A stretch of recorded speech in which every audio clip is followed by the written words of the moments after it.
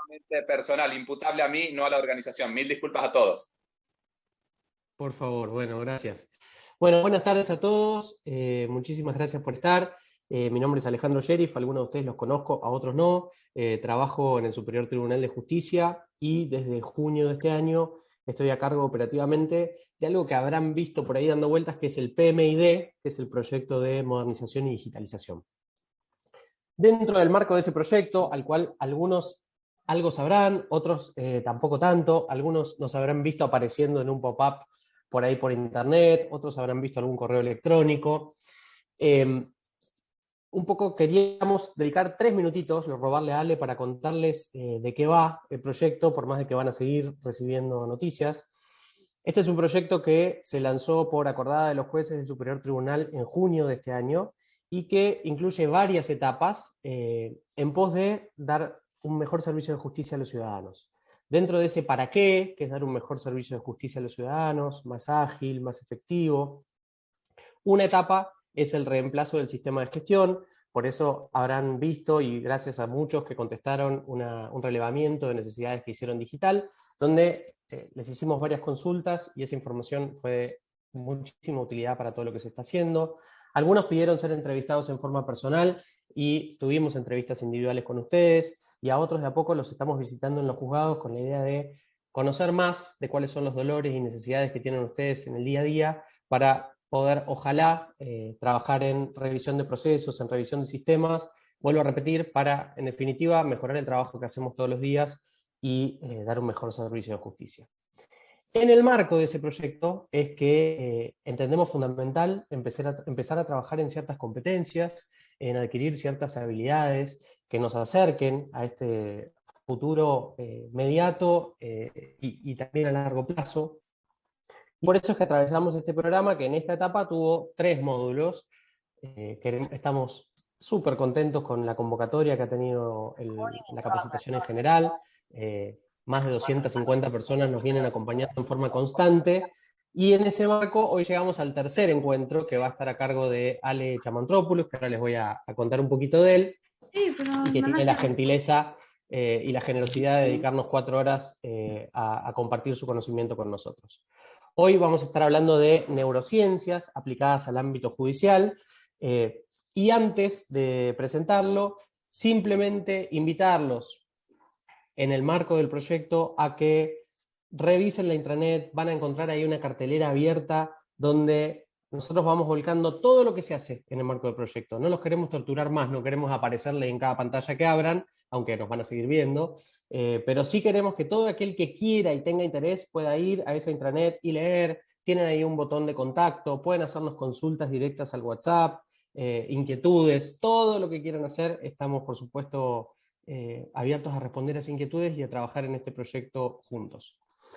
Así que sin más y sin robarle más tiempo a Ale, que sé que es poco, lo paso a presentar. Alejandro Chamantropoulos es tucumano, se graduó de abogado en la Universidad Nacional de Tucumán y luego hizo un magíster en Derecho Empresarial en ESEADE, trabajó en PricewaterhouseCoopers y tuvo su propia firma de abogados. Fue gerente de contenidos de la editorial La Ley, ¿sí? Y preparó, corregime si me equivoco en algo, el Diario Jurídico. Es profesor universitario de grado y posgrado y dirige distintos posgrados en destacadas universidades como DITELA, UCEMA y Austral. Es escritor de libros del derecho del consumidor y tiene más de 50 artículos escritos en esta área y en otras áreas también.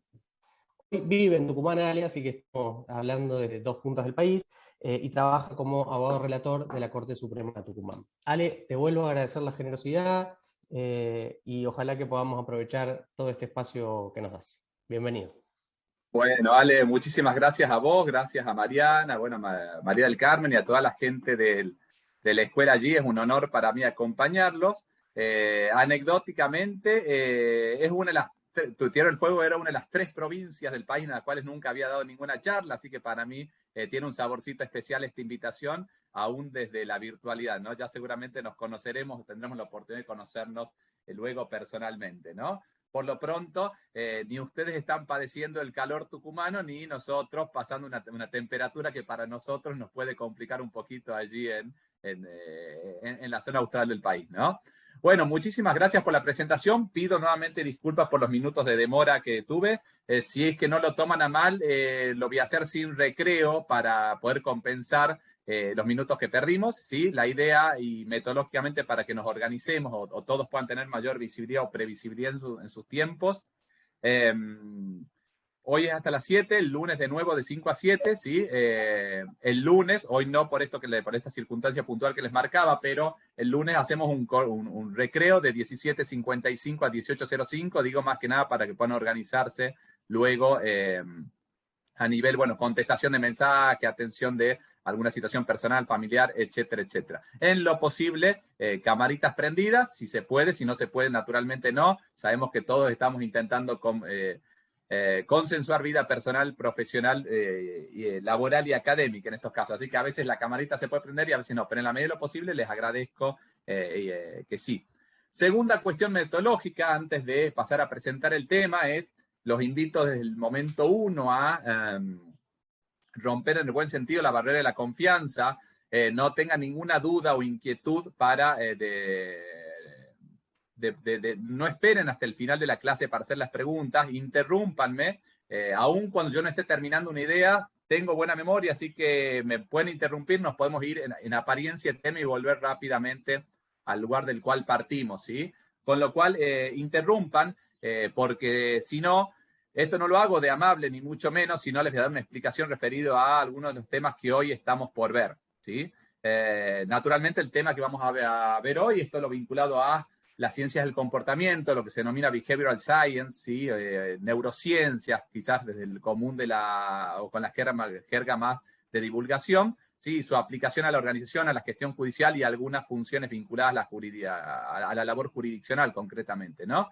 Pero en la concepción de que ustedes seguramente algunas actividades vinculadas a el impacto de la tecnología habrán tenido ya, y ustedes, como bien saben, ¿sí? No toda la labor de alguien que cumple una función judicial estrictamente es judicial o jurisdiccional, sino que el día se compone de tareas.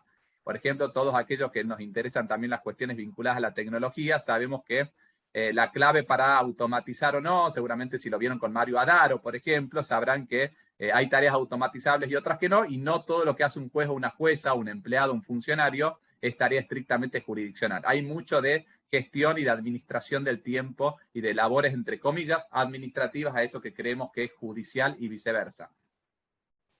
¿Por qué les decía lo de la interrupción de las preguntas y que interrumpan, pero interrumpan casi, les diría, al borde de, en el buen sentido, si se me permite la palabra, sean maleducados de no dejarme terminar la idea y plantear lo que tengan pensado?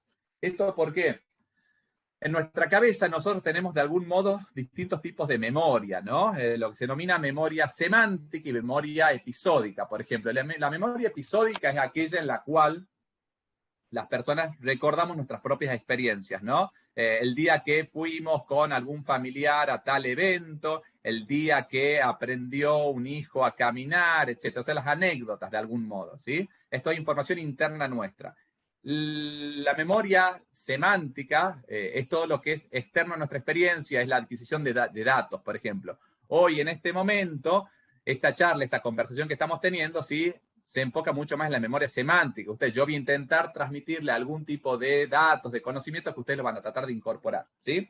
¿Cómo se incorpora eso a la cabeza? De algún modo, transitando previamente a que se incorpore como conocimiento estrictamente, pasa por lo que se denomina memoria de trabajo, o que antes se llamaba memoria de corto plazo. Es básicamente aquello que nos permite ir hilando momento a momento de nuestra actividad, ¿no? Por ejemplo, yo para estar dando esta charla, para poder saber qué digo después, me tengo que acordar necesariamente lo que dije hace 10 segundos y así sucesivamente, ¿no? Si ustedes están manejando, llevando adelante cualquier actividad, de lo más cotidiano a lo más difícil, la memoria de trabajo les permite ir hilando momento a momento lo que tienen que hacer.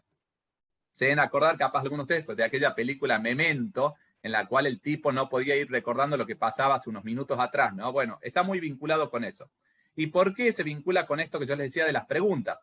Porque la memoria de trabajo, ¿sí? Tiene una característica que es buenísima, que nos permite ir llevando el día a día nuestro, pero tiene una parte mala, si se quiere, que es la siguiente, que es nosotros, ¿sí? No podemos aguantar en esa memoria de trabajo tiene una capacidad de retención de muy pocos segundos. ¿Qué quiere decir? Que cuando ustedes escuchan algo que o bien les pareció piola o les despertó una inquietud y quieren preguntar, si ustedes no preguntaron en el momento, ¿sí?, o dentro de los 15, 20 segundos aproximadamente, eso se evaporó de la cabeza. ¿Qué quiere decir? Que si ustedes esperan hasta el final de esta clase para preguntar, muy posiblemente se hayan olvidado, se olviden de aquello que hayan querido preguntar, ¿sí? O eventualmente ese recuerdo, esa memoria les fue una mala pasada porque la memoria se distorsiona, ¿sí? Los recuerdos se distorsionan y posiblemente lo que quisieron preguntar originariamente después lo preguntan de otro modo o sin intentar satisfacer su inquietud. Con lo cual pregunten, interrumpan, que como les digo, contrariamente a lo que se cree que es quedar mal o ser maleducados, etcétera, están llevando adelante un proceso pedagógico muy legítimo, que es hacer la pregunta en el momento que el cerebro humano pide hacer la pregunta o plantear la inquietud, ¿sí? Bien, en ese marco entonces, ¿sí?, vamos a enfocarlo en estos dos encuentros al impacto de las neurociencias y en la organización, en la gestión judicial, en la labor jurisdiccional, ¿sí? Y con algunos estudios que son disruptivos y están vinculados también a otro punto que me importa mucho recalcar, o que por lo menos me importa mucho hacer divulgación y que es algo que no suele ser visto en el derecho. Las neurociencias en el derecho vienen siendo estudiadas desde hace 20, 25 años, por lo menos en el mundo anglosajón. En Argentina hace menos de 10, ¿sí? Yo justo la semana pasada presenté mi tesis doctoral en la UBA, en la cual en Derecho UBA, donde se vinculan todos estos temas. Pero es un tema que, si se quiere, es objeto de muy poco, no interés, sino muy poco conocimiento todavía, fundamentalmente por el hecho de que se producen de algún modo ensambles interdisciplinarios y los abogados y las abogadas no estamos acostumbrados a este tipo de diálogos, de algún modo con otras disciplinas.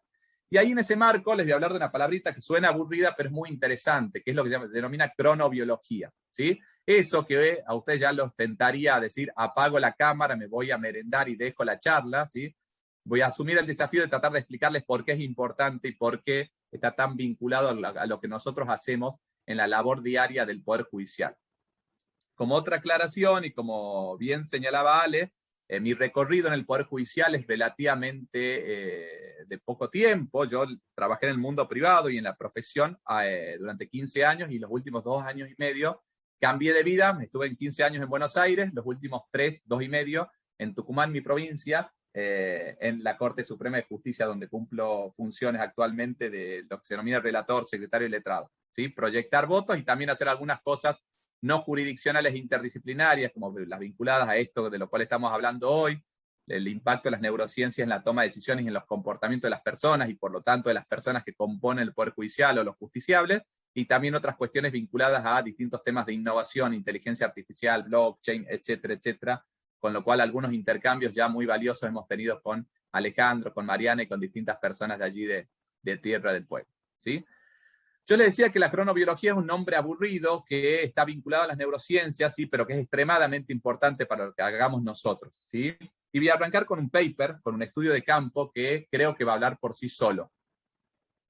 Hubo un estudio que se realizó hace algunos años atrás, ¿sí?, con jueces de Israel, jueces que eran muy capacitados, jueces y juezas que tenían muchos años de trayectoria. Estamos hablando de jueces y juezas de 20, 25 años de trayectoria, con cierta expertise, o sea, gente que está muy encima de la función jurisdiccional, que obviamente en ese tiempo le agarró la mano y tiene mucho oficio, como se dice, ¿no?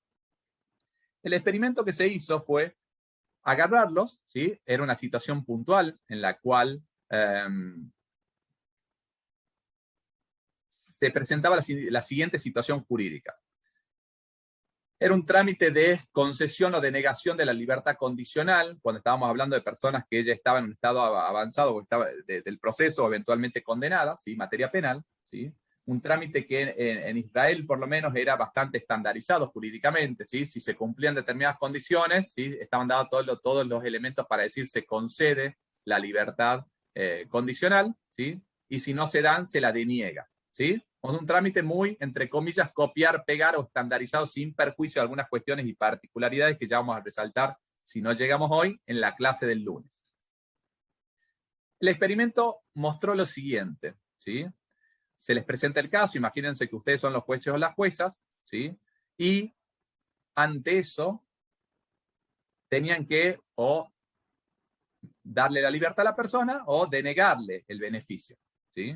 ¿Y qué se comprobó? Se hizo un estudio analizando los distintos momentos del día, ¿sí? Y cuándo se satisfacía fisiológicamente una necesidad muy presente que tenemos las personas, concretamente el hambre, ¿sí? O sea, los jueces y las juezas arrancaban a la mañana, ¿sí? Y iban tratando temas, iban tratando expedientes, iban entrevistando eventualmente a este tipo de, a estas personas, ¿no? Para darle la libertad o no darle la libertad. ¿Qué resultados dio el estudio? Los siguientes.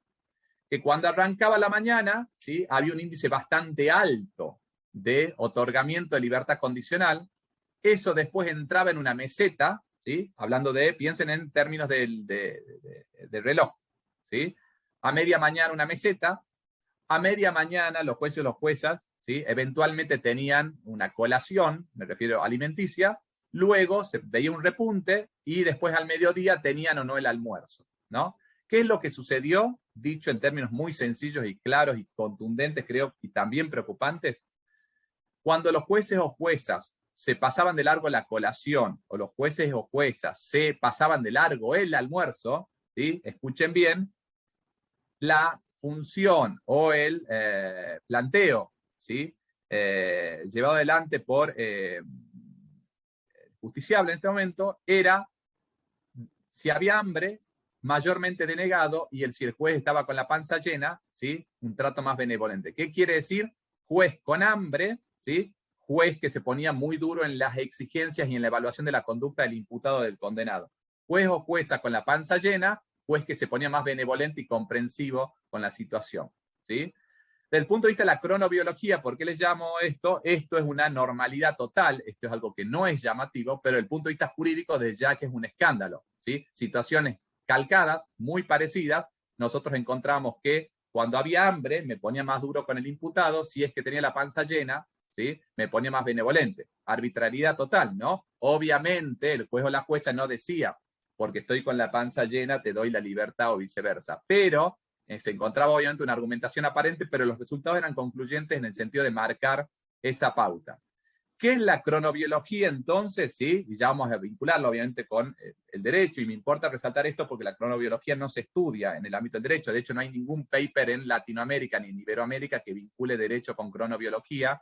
Yo les voy a tratar de mostrar lo importante que es esto. Se estudia básicamente el reloj biológico interno y la satisfacción de necesidades fisiológicas a tiempo. ¿Esto qué quiere decir? Yo tengo una necesidad de necesidades fisiológicas X, hambre, sueño, por ejemplo, ¿sí? Y dependiendo a la hora del día que yo le dé satisfacción, ¿sí? Eso va a influir en mis decisiones, en mi comportamiento, ¿sí? Hay toneladas de papers como este que les acabo de señalar. Este está justo vinculado al mundo del derecho en cuanto al experimento, entonces es interesante ese punto de vista.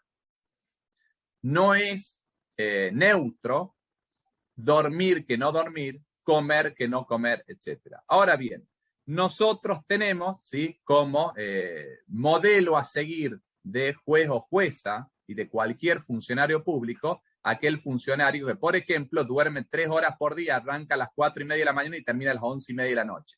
Bueno, a la luz de los centenares de papers que he leído con este tema, si a mí me preguntarían, yo justiciable, ¿quiero ser juzgado por un juez o una jueza que esté con esos niveles de descanso? La respuesta rotunda sería nunca, ni de casualidad, ¿sí? Sin embargo, en el imaginario social felicitamos a la persona que tiene días de 16 horas de trabajo y le levantamos un monumento, ¿no?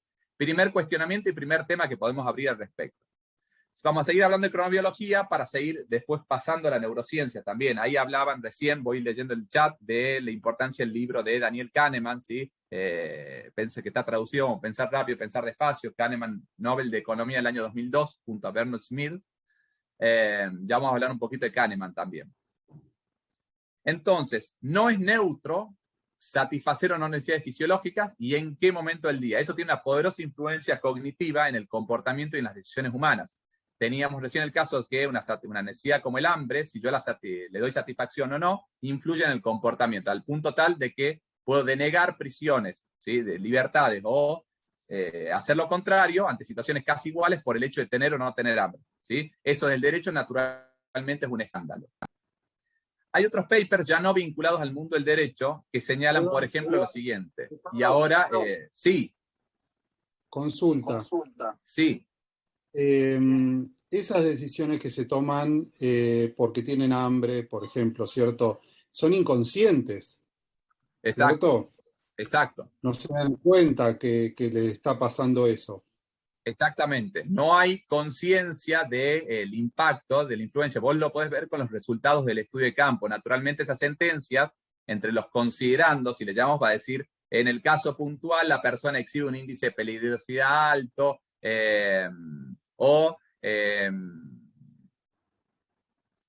respondo perdón, justo me saltó el chat, a Elizabeth, sí, el lunes mismo horario de la clase. Voy respondiendo mientras tanto. Efectivamente, no llegan a nivel consciente. Los considerandos vos vas a poner un montón de argumentaciones, entre razones de excusas que justifican que vos no lo vas a hacer de mala fe, sino que tu comportamiento se ve influido y vos siempre tendés a racionalizar tu conducta, ¿no? A minorar lo que se denomina la disonancia cognitiva, de lo cual vamos a hablar. Pero desde ya, naturalmente, no es que vos no sos consciente de que porque estás con hambre, ¿sí? Estás resolviendo de una manera o de otra, ¿no? Es muy bueno tu razonamiento desde ese punto de vista. Y eso es el peligro es ese, que no nos damos cuenta de eso. Solamente lo puedes ver cuando estableces métricas y haces un trabajo estadístico, un muestreo sobre un grupo de decisiones jurisdiccionales, ¿no? Y te pregunto, sí. Si se hizo este estudio y si se evaluó esa situación, cuando se presentó el resultado, ¿hubo modificaciones o siguieron aferrados a la misma modalidad anterior? Es buena la pregunta. En este tema es una lucha diaria que está dando, ahora cuando lo vincula a lo que se denomina ciencias del sueño. Ahí sí, no escuché bien yo tampoco la pregunta, pero la entendí entre líneas, así que cualquier cosa corregime si es que la entendí mal. Hay un movimiento muy grande, lo que se denomina hoy ciencias del sueño, que naturalmente el sueño es una de las necesidades fisiológicas por naturaleza, quizá la más oculta, la más invisibilizada, o aquella a la cual más creemos que podemos esquivar, ¿sí? Siempre a lo que más le quitamos tiempo cuando estamos hasta las manos de tiempo es naturalmente al sueño, ¿no? Entonces, en cuanto a las estrategias, si bien hay un montón de programas vinculados a lo que se denomina higiene del sueño, concretamente, o cuestiones vinculadas al hambre, sí hay distintas iniciativas que apuntan a paliar estos fenómenos, pero naturalmente se te producen tensiones entre mi yo ideal o mi yo racional que te dice, qué barbaridad, ¿cómo le voy a permitir una pausa para colación al juez o la jueza para que, entre comillas, vaya a vaguear 15 minutos o un recreo o parar a almorzar y seguir, ¿no? O sea, el deber ser te lleva a, no, que labure y siga adelante, sin embargo, después los resultados producen este tipo de situaciones, ¿no? Con lo cual hay una tensión muy grande al respecto. Ya enseguida lo vamos a trabajar con lo que son procesos de aprendizaje, incluso en niños, niñas y adolescentes, que también hay varios papers que se han llevado adelante en Estados Unidos, marcando, por ejemplo, la conveniencia o no de retrasar el horario de ingreso a los colegios. O sea, en vez de que empiecen a las 7:30, 8, arrancar los 9, 9:30 de la mañana, por ejemplo, ¿no? Y cómo mejoraban los resultados en matemáticas o en operaciones analíticas, por ejemplo, ¿sí? Ya vamos a llegar a esto. Sí. Yo te preguntaba en relación a esto. El compañero decía que si esa era una actitud inconsciente. Entonces, sí, cuando eso inconsciente se puso consciente, ¿hubo modificaciones o siguieron en la misma? No, por parte de las personas, generalmente vos tenés un impacto inicial, pero después no lo podés controlar, no es muy simple controlarlo. O sea, cuando vos concientizás estas conductas, ya cuando hablemos de sesgos cognitivos, va a seguir teniendo evidencia al respecto. No es tan fácil cambiarlo, porque lo tenés sólidamente incorporado a tu modus operandi, a tu hábito de conducta, de algún modo, ¿no? O sea, las conductas son mucho más automáticas de lo que creemos. Ya cuando profundicemos un poco en el pensamiento de Kahneman y otros autores, vamos a llegar ahí. Pero sí, lo cierto es que esto es muy parecido a, si me permitís la metáfora, la comparación, cuando vos decís, che, necesitaría hacer actividad física, o sea, vos concientizás algo, decís, che, no estoy en mi mejor momento. Ahora bien, tomar la decisión o llevar adelante el hábito de hacer actividad física o cuidarse en las comidas, etcétera, es un paso más grande, ¿no? El famoso el lunes empiezo, yo tengo muchas veces claro, hago consciente algo que capaz nunca había registrado, ¿sí? Sin embargo, después del pasar del dicho al hecho es bastante complicado. Sí hay una serie de programas vinculados a medicina e higiene del sueño que impactan en esto y están tratando de imponerse en algunas instituciones a nivel global, fundamentalmente. Otros estudios que son preocupantes en materia de cronobiología para darle de alguna manera algunos pantallazos de ellos sin perjuicio que después profundicemos si es que quieren con alguna pregunta o comentario, pero quiero que tengan noticia de esto. Un cerebro humano, cognitivamente hablando, luego de 16 o 17 horas, tiene un rendimiento similar al de una persona que está bajo los efectos del alcohol. O sea, alguien que está ebrio o borracho, ¿sí? Ahora bien, ¿cuál es el tema? Ustedes se levantaron a las 6 de la mañana y se dedicaron a hacer el proyecto de sentencia, si son abogados o abogadas, la contestación de la demanda a las 11 de la noche. Bueno, hagan de cuenta que se sentaron a escribir estando borrachos o borrachas, ¿sí? ¿Cuál es la gran cuestión llamativa acá? Que el ser humano en general, ¿sí? Del punto de vista nuevamente cognitivo, ahí voy Claudia, tu comentario, a la mano levantada, acá se conjuga un sesgo cognitivo que se denomina sobreoptimismo con esta situación que les planteaba. Las personas, ¿sí? Tienen un sobreoptimismo respecto a distintos aspectos de la vida, entre ellos el manejo de su propia energía. Seguramente les habrá pasado que en este momento son las 17:37 y ustedes arrancaron a la mañana diciendo que iban a hacer 1000 cosas, ¿sí? Son 17:37 y empezaron como el GPS a decir recalculando, ¿no? Y empezaron a patear para mañana cosas que en teoría, en el plan ideal, estaban hoy. Y mañana van a planificar de nuevo a la mañana, se van a sentir superman o superchicas, ¿y qué les va a pasar a las 6 de la tarde? Exactamente lo mismo. O sea, sistemáticamente van a ir tropezando con la misma piedra, ¿sí? Entonces, eso influye poderosamente, y en el marco de lo que yo les venía señalando, ¿sí? Nosotros a la mañana decimos, bueno, hago la sentencia a las 10, 11 de la noche, cuando está tranquila las cosas en casa, por ejemplo, y bueno, tengan presente esto que les señalo, ¿sí? Resolver de esa manera, hagan de cuenta que están bajo los efectos de el alcohol. Cuando pasamos noches sin dormir o determinada cantidad de horas de sueño muy, muy bajas, ¿sí? El cerebro va experimentando ese tipo de situaciones. En otras actividades es mucho más visible, o lo tenemos mucho más incorporado, como bien mencionás vos, como puede ser un ejemplo en las labores de conducción de vehículos automotores, que nos vamos dando cuenta que no está bueno conducir con sueño en ruta, etcétera. Vamos haciendo parates, dormimos, etcétera, etcétera. Pero en labores como estas, no tenemos presente esto. O sea, creemos que estamos en nuestros cabales, ¿sí? Pero estamos con efectos similares a la borrachera. ¿Cuál es la ventaja a favor de la borrachera en este caso? Que cuando uno está borracho, ebrio, medio se da cuenta que no está masticando la información de manera adecuada, ¿no? Uno se va dando cuenta que su estado no es normal. Cuando uno está con sueño, sí, hay una tendencia a negar esa situación del punto de vista cognitivo y por lo tanto nos tiramos a la pileta creyendo que estamos en nuestro mejor momento. Claudia. Te quería consultar, ¿puede ser que uno, como cualquier actividad, se acostumbre a trabajar ese nivel y no? Porque te hablo en mi ritmo personal, yo laburo así desde que me acuerdo, digamos, de toda la vida. Digamos, no te digo que no lo comparto, he trabajado estas disciplinas que decís, pero incluso físicamente, yo ingresé con 44 años a Poder Judicial, no puedo irme a las 2 de la tarde, siento que me falta mediodía, por venir de otras actividades donde toda mi vida fue ese ritmo y puedo escribir, y de hecho escribo por mi vida laboral a cualquier hora y pueden ser, sí, 18 horas. Yo no siento nada, pero por costumbre entiendo que puede ser. ¿Puede ser entonces? Sí, Claudia, es muy bueno tu aporte porque de hecho es algo que suele surgir de los estudios, como te digo, toda la evidencia empírica al respecto te marca lo contrario y marca a su vez que hay un efecto cognitivo que se llama el efecto habituación, que es cuando vos ya naturalizás una X cantidad de horas de descanso, por ejemplo, sean 4, 5, 6 horas, etcétera, vos ya crees que tu media de rendimiento es tal, ¿sí? Supongamos vos dormís, no sé, por decirte 5 o 6 horas, el ideal obviamente es 8, ¿sí? Con lo que se recomienda en los últimos estudios en materia de ciencia del sueño es una siesta de 20, 25 minutos como mucho de duración, cuando tu cronotipo, que después les voy a explicar de qué se trata eso, o sea, básicamente a las 7 u 8 horas de que estás despierta se requiere un 20, 25 minutos de sueño, ¿sí? Para que tu rendimiento cognitivo, en teoría, esté lo más arriba posible, ¿sí? Pero sí, cuando vos estás en un momento en el cual ya te acostumbraste a algo, vos lo naturalizás y crees que estás a tu tope, pero tu tope eventualmente está bastante más arriba. Por lo menos eso es lo que demuestra la evidencia empírica al respecto. Hay distintos estudios, después si quieren les doy mi mail y les mando al respecto. Se lo trabajo mucho con niños, con adolescentes también, y en determinados trabajos de alta presión, ¿no? Básicamente para que lo tengamos... Sí. A ver, para que me tranquilices, porque bueno, puede ser familiar, genético, porque por ejemplo mi papá lleva ese mismo ritmo.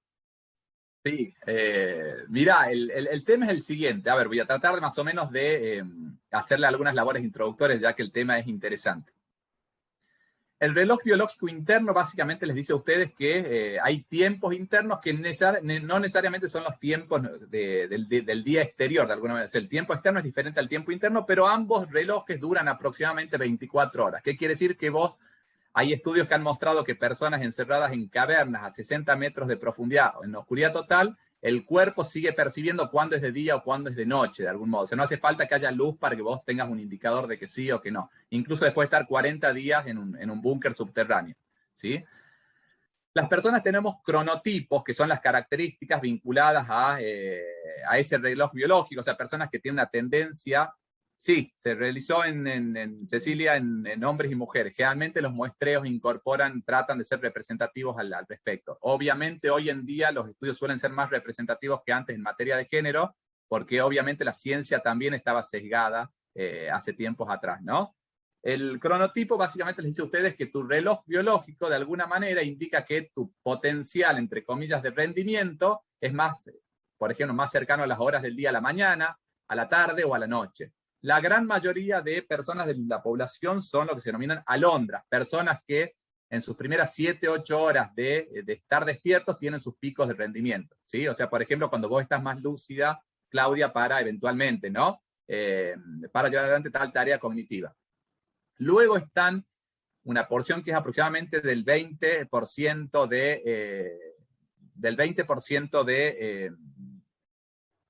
las personas que se las suele denominar búhos, ¿sí?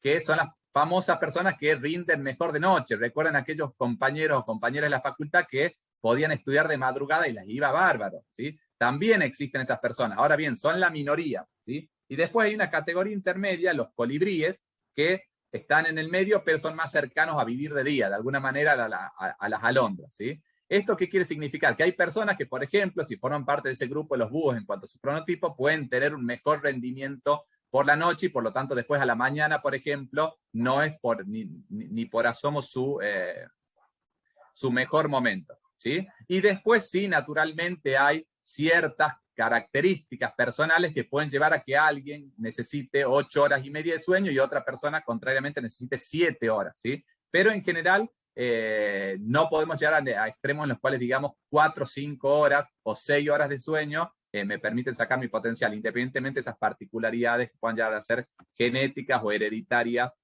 como mencionábamos recién, ¿no? En cuanto a links, me menciona Néstor, más que links, porque realmente son revistas científicas como Science, Nature, etc. Sí hay un libro muy recomendable que está incluso en librerías generales, que lo escribió un científico que se llama Matthew Walker, ¿sí? Que se llama ¿Por qué dormimos?, que está enfocado profunda o específicamente en las cuestiones vinculadas a neurociencias, cuestiones cognitivas y el impacto del sueño, del descanso, del cansancio en nuestra actividad, ¿sí? Ahí tienen decenas de estudios al respecto y está escrito con un lenguaje muy, muy de divulgación, muy llano. Si me preguntan, es la mejor obra que hay a nivel mundial sobre el tema, a nivel divulgación por lo menos. Bueno, ¿qué pasa también con la conducta? ¿Sí? Dependiendo las horas del día y nuestro nivel de más o menos descanso me refiero a sueños, partamos del ideal de las famosas 8 horas de sueño, poquito más, poquito menos, ¿sí? En las cuales aparecen nociones muy técnicas como las que se denominan sueño REM y sueño NREM, que es algo técnico en lo cual no me voy a meter, pero básicamente la gran mayoría del sueño restaurador de condiciones cognitivas, de memoria, etcétera, etcétera, se produce en las últimas 2 horas. ¿Qué quiere decir? Que si yo dormí 5 horas, ¿sí? Posiblemente la parte de restauración de memoria y de cuestiones cognitivas que me interesan a los fines del rendimiento analítico, intelectual que tenemos nosotros en nuestra función, no fue recuperada del todo. O sea, no es que si yo dormí 6 horas recupero un 75%, no, porque en las últimas 2 horas se produce gran parte de la restauración cognitiva, del reseteo que ustedes eventualmente necesitan. Luego, eventualmente también hay los estudios vinculados con la siesta, ¿sí?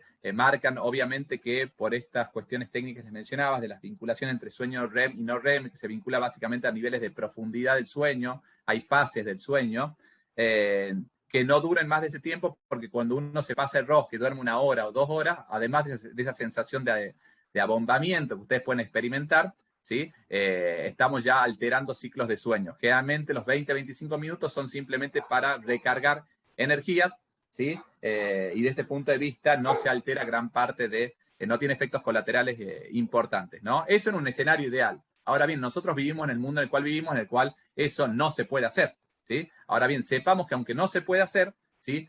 La ciencia muestra que ese es el escenario en el cual mejor nos sentaría. ¿Qué otros estudios hay o se han documentado sobre este tipo de cuestiones? Cosas tan importantes como el nivel del cansancio y de la falta de descanso en la agresividad y en la impulsividad de la persona, ¿sí? La gran mayoría de los supuestos de violencia, por ejemplo, se dan a la noche, ¿sí? Después de que estuvimos de pie mucho tiempo. Ustedes mismos habrán notado en su vida personal cómo su paciencia eventualmente, ¿sí? Tienen más paciencia cuando están descansados que cuando están ya muy cansados, ¿no? Es un acercamiento muy intuitivo. Pero, por ejemplo, este tipo de cuestiones es importante estudiarlas respecto a, por ejemplo, cuánto impacta, ¿sí? En materia de violencia. Hoy la violencia, fundamentalmente la familiar y de género, es uno de los elementos o de los puntos que más se estudia en el derecho y de las prioridades máximas que tiene el ordenamiento jurídico, el sistema de justicia en general, ¿sí? Y poca importancia se le dan a el impacto del descanso en la dinámica, por ejemplo, de las relaciones familiares y eventualmente, por ejemplo, de pareja, ¿sí? O sea, una persona que está sometida a un nivel muy alto de privación del sueño y que empieza a experimentar ese cansancio, ¿sí? Suben sus niveles de afectación, si se quiere, de los frenos inhibitorios. O sea, los frenos inhibitorios que tenían empiezan a reducirse, producto de este tipo de afectaciones que les venía señalando. Desde el punto de vista de la contratación, también nuestras contrataciones son mucho más impulsivas. Muy posiblemente ustedes se manden una macana a nivel comercio electrónico, muy posiblemente a la madrugada, ¿sí? Mucho más que a la mañana. O sea, a la mañana si quieren comprar algo, posiblemente la piensen mucho más que a la madrugada cuando están con sueños y aprietan el comprar, más si tienen los datos cargados en la app de e-commerce. Son compras a un clic en la cual lo pensaron, vieron algo, compraron y ejecutaron el contrato, ¿no? Lo señalo, esto relacionado con la pregunta del compañero recién cuando decía, ¿qué pasa cuando hacemos consciente todo esto? Si tenemos chances de mejora, la respuesta es sí y no. En mi caso, por ejemplo, estos temas los vengo estudiando hace 8 o 9 años y tengo un grandísimo problema de compras de ebooks a la madrugada. Me dijo la otra vez, hice un registro de ver a qué hora yo compraba los ebooks y sistemáticamente, además que tengo una adicción grande a los libros, la mayoría de las compras de las cuales me hubiese arrepentido, eventualmente esas compras que uno no está seguro si son buenas o son malas, eran en horarios en los cuales me había despertado en medio de la madrugada, agarraba el celular y te quedabas 1 hora y media, 2 horas despierta de 2 a 4 de la mañana, por ejemplo, ¿no? ¿Cómo influye la pregunta que se suele hacer esto en esto del celular en las cuestiones estas? Bueno, las pantallas de los celulares emiten, ¿sí? Las pantallas LED, la famosa luz azul, ¿sí? Engaña al cerebro y le hace emitir señales como si estuviese, ¿sí? El día de día, valga la redundancia, ¿no? Inhibe lo que es la secreción de la melatonina es lo que se denomina la hormona del sueño, es esa que les hace que sus párpados se caigan cuando llega un horario del día. Bueno, el celular, la luz que larga el celular, engaña al cerebro e inhibe la liberación de esas sustancias, ¿sí? Con lo cual obviamente influye poderosamente en la afectación o en la privación del sueño, ¿sí? Ahí tienen, en algunos grandes rasgos, determinadas situaciones en las cuales el sueño o el hambre, como veíamos recién, la cronobiología o puntos relevantes de la cronobiología, influyen poderosamente en el comportamiento y en las decisiones de las personas, ¿sí? Con el agravante que no le damos importancia, pero estamos viendo acá, ¿sí? Cómo tiene relevancia esto, ¿no? Ahora bien, un estudio importante, interesante, que se hizo hace un tiempo atrás, que lo más valioso a mi entender fue cómo se lo trabajó a nivel muestra. Generalmente las muestras de los papers suelen ser reducidas. Acá se lo trabajó con una herramienta de inteligencia artificial para intentar detectar emociones de acuerdo al texto escrito en tweets. Se analizaron, si mal no recuerdo, eran 2,5 millones de tweets de personas de 84 países, de distintas culturas, y en base a lo que escribían, ¿no?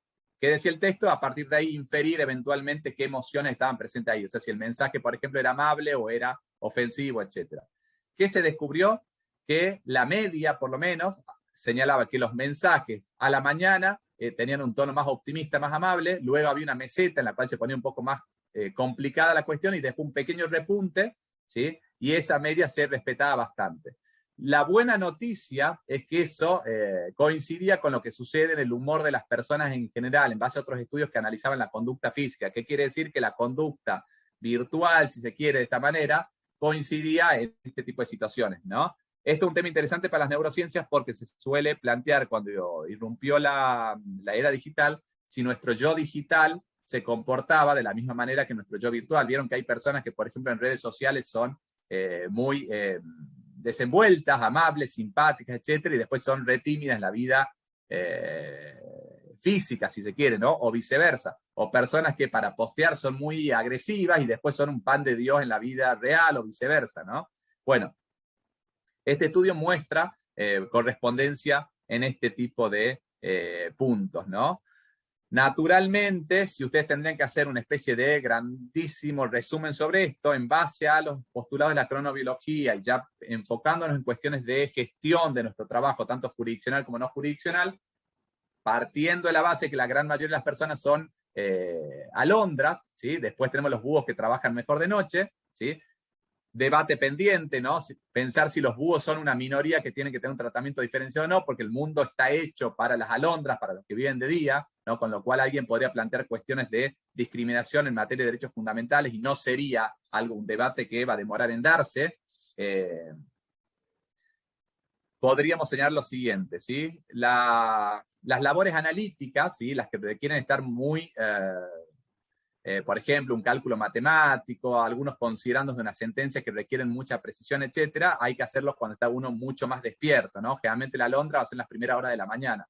La tarde, por el contrario, es mucho mejor para las labores de tipo que le llamamos usualmente ejecutivas. Me refiero a labores de ejecutar lo planeado, ¿no? Podría ser, por ejemplo, las reuniones, ¿sí? Nosotros a veces hacemos al revés, contestamos WhatsApp, emails y hacemos reuniones a la mañana y la labor de analítica la hacemos a la tarde cuando estamos con los caballos cansados, ¿no? Y hay otra cuestión que es interesante también, que está vinculado con algo que señala Claudia, que es un muy buen punto que quizás le habrá pasado, que hay veces que lo que se denominan insights, ¿sí? O sea, las creatividades del momento, los momentos eureka, se produce cuando estoy en esos horarios insólitos, ¿no? ¿Esto por qué? Porque lo que es creatividad, contrariamente a la labor analítica, o sea, cuando se me ocurrió entre comillas, una genialidad, está muy vinculado a la ausencia de frenos inhibitorios que se da en los momentos de privación de sueño, que hace que uno haga relaciones que no son usuales, con lo cual algunos papers han mostrado que determinadas cuestiones vinculadas a la creatividad pueden ser mejoradas por esas privaciones o ausencias de sueño, ¿no? Que posiblemente capaz lo que experimentó Claudia cuando decía a la noche de golpe se me ocurre una genialidad y hago, ¿sí? O sea, tenemos esa ambivalencia de alguna manera. Ahora bien, si se trata de tareas analíticas puras y duras, que en las cuales no está en juego la creatividad, la conclusión es contundente en sentido contrario. Solamente para terminarlo, este tema ya se lo está empezando a evaluar en materia de derechos fundamentales, y en Estados Unidos incluso hay algunos planes piloto en los cuales se ha probado con cambiar el horario de inicio del colegio de los chicos, por ejemplo, permitirles completar, por ejemplo, las 8 horas de sueño y que empiecen las clases a las 9, 9 y media en vez de a las 7 y media o a las 8, y los estudios mostraron que en general casi todo lo que eran operaciones lógicas, matemáticas, etcétera, etcétera, mostraban un nivel muy alto de diferencia en cuanto a su performance, ¿sí? Contrariamente, un último estudio que es interesante citar, en el cual se apuntó directamente a personas que privarlas totalmente de sueño durante, por ejemplo, 2 o 3 noches, una labor tan elemental como apretar o no un botón, o sea, decir sí, no, llegó un momento en el cual las personas ya experimentaban serias dificultades para hacerla y el margen de error era gigantesco. O sea, ni tareas de las más simples quedan liberadas de esto, ¿no?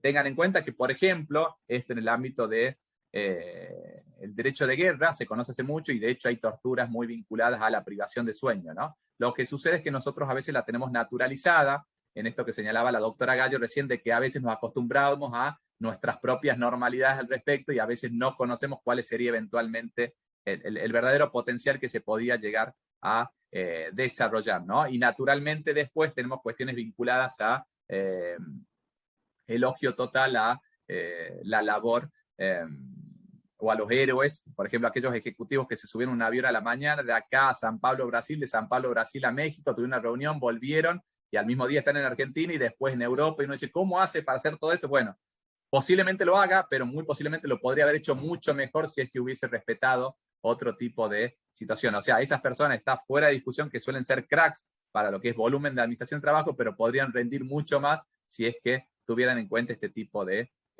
pautas, ¿sí?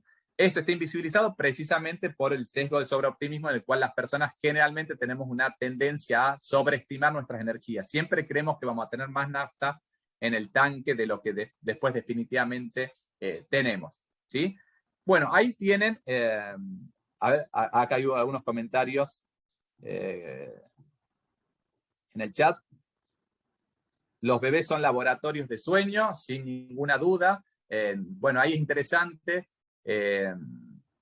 Hay también algunas evidencias que muestran cómo las personas tienen un nivel de energía extra en los primeros meses de nacimiento de los bebés. ¿Sí? Cuando uno dice, ¿cómo hice para aguantar durmiendo 1 hora y media durante tantos meses seguidos? Bueno, para ese tipo de situaciones hay una cuestión biológica en la cual la persona también ahí del punto de vista biológico y químico, suelta un nivel de energía excepcional, que no está dado en la habitualidad, ¿sí? Cuando uno dice después 5 o 6 años después, ¿cómo hice para tolerar eso? Bueno, eso ayudó, más allá de que obviamente había que hacerlo y no queda otra. La supervivencia de la persona, realmente cuando está en situaciones de supervivencia, tiende a activar un montón de respuestas de situaciones de amenaza o huida, ¿no?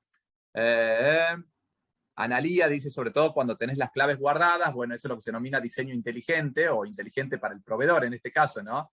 Las famosas herramientas que ustedes ya tienen cargados los datos de tarjeta de crédito, tienen que poner comprar solamente, apuntan obviamente a explotar, en el mal sentido para ustedes, esos impulsos, esos frenos inhibitorios que no están para poder comprar un clic. O sea, en vez de pasar por 5 o 6 pasos, yo paso con una sola tentación, ya compré. En cambio, si yo tendría que cargar los datos de tarjeta de crédito, operación por operación, tendría, entre comillas, lo que se denomina en la jerga, periodos de enfriamiento para que mi decisión eventualmente tenga algún grado de arrepentimiento.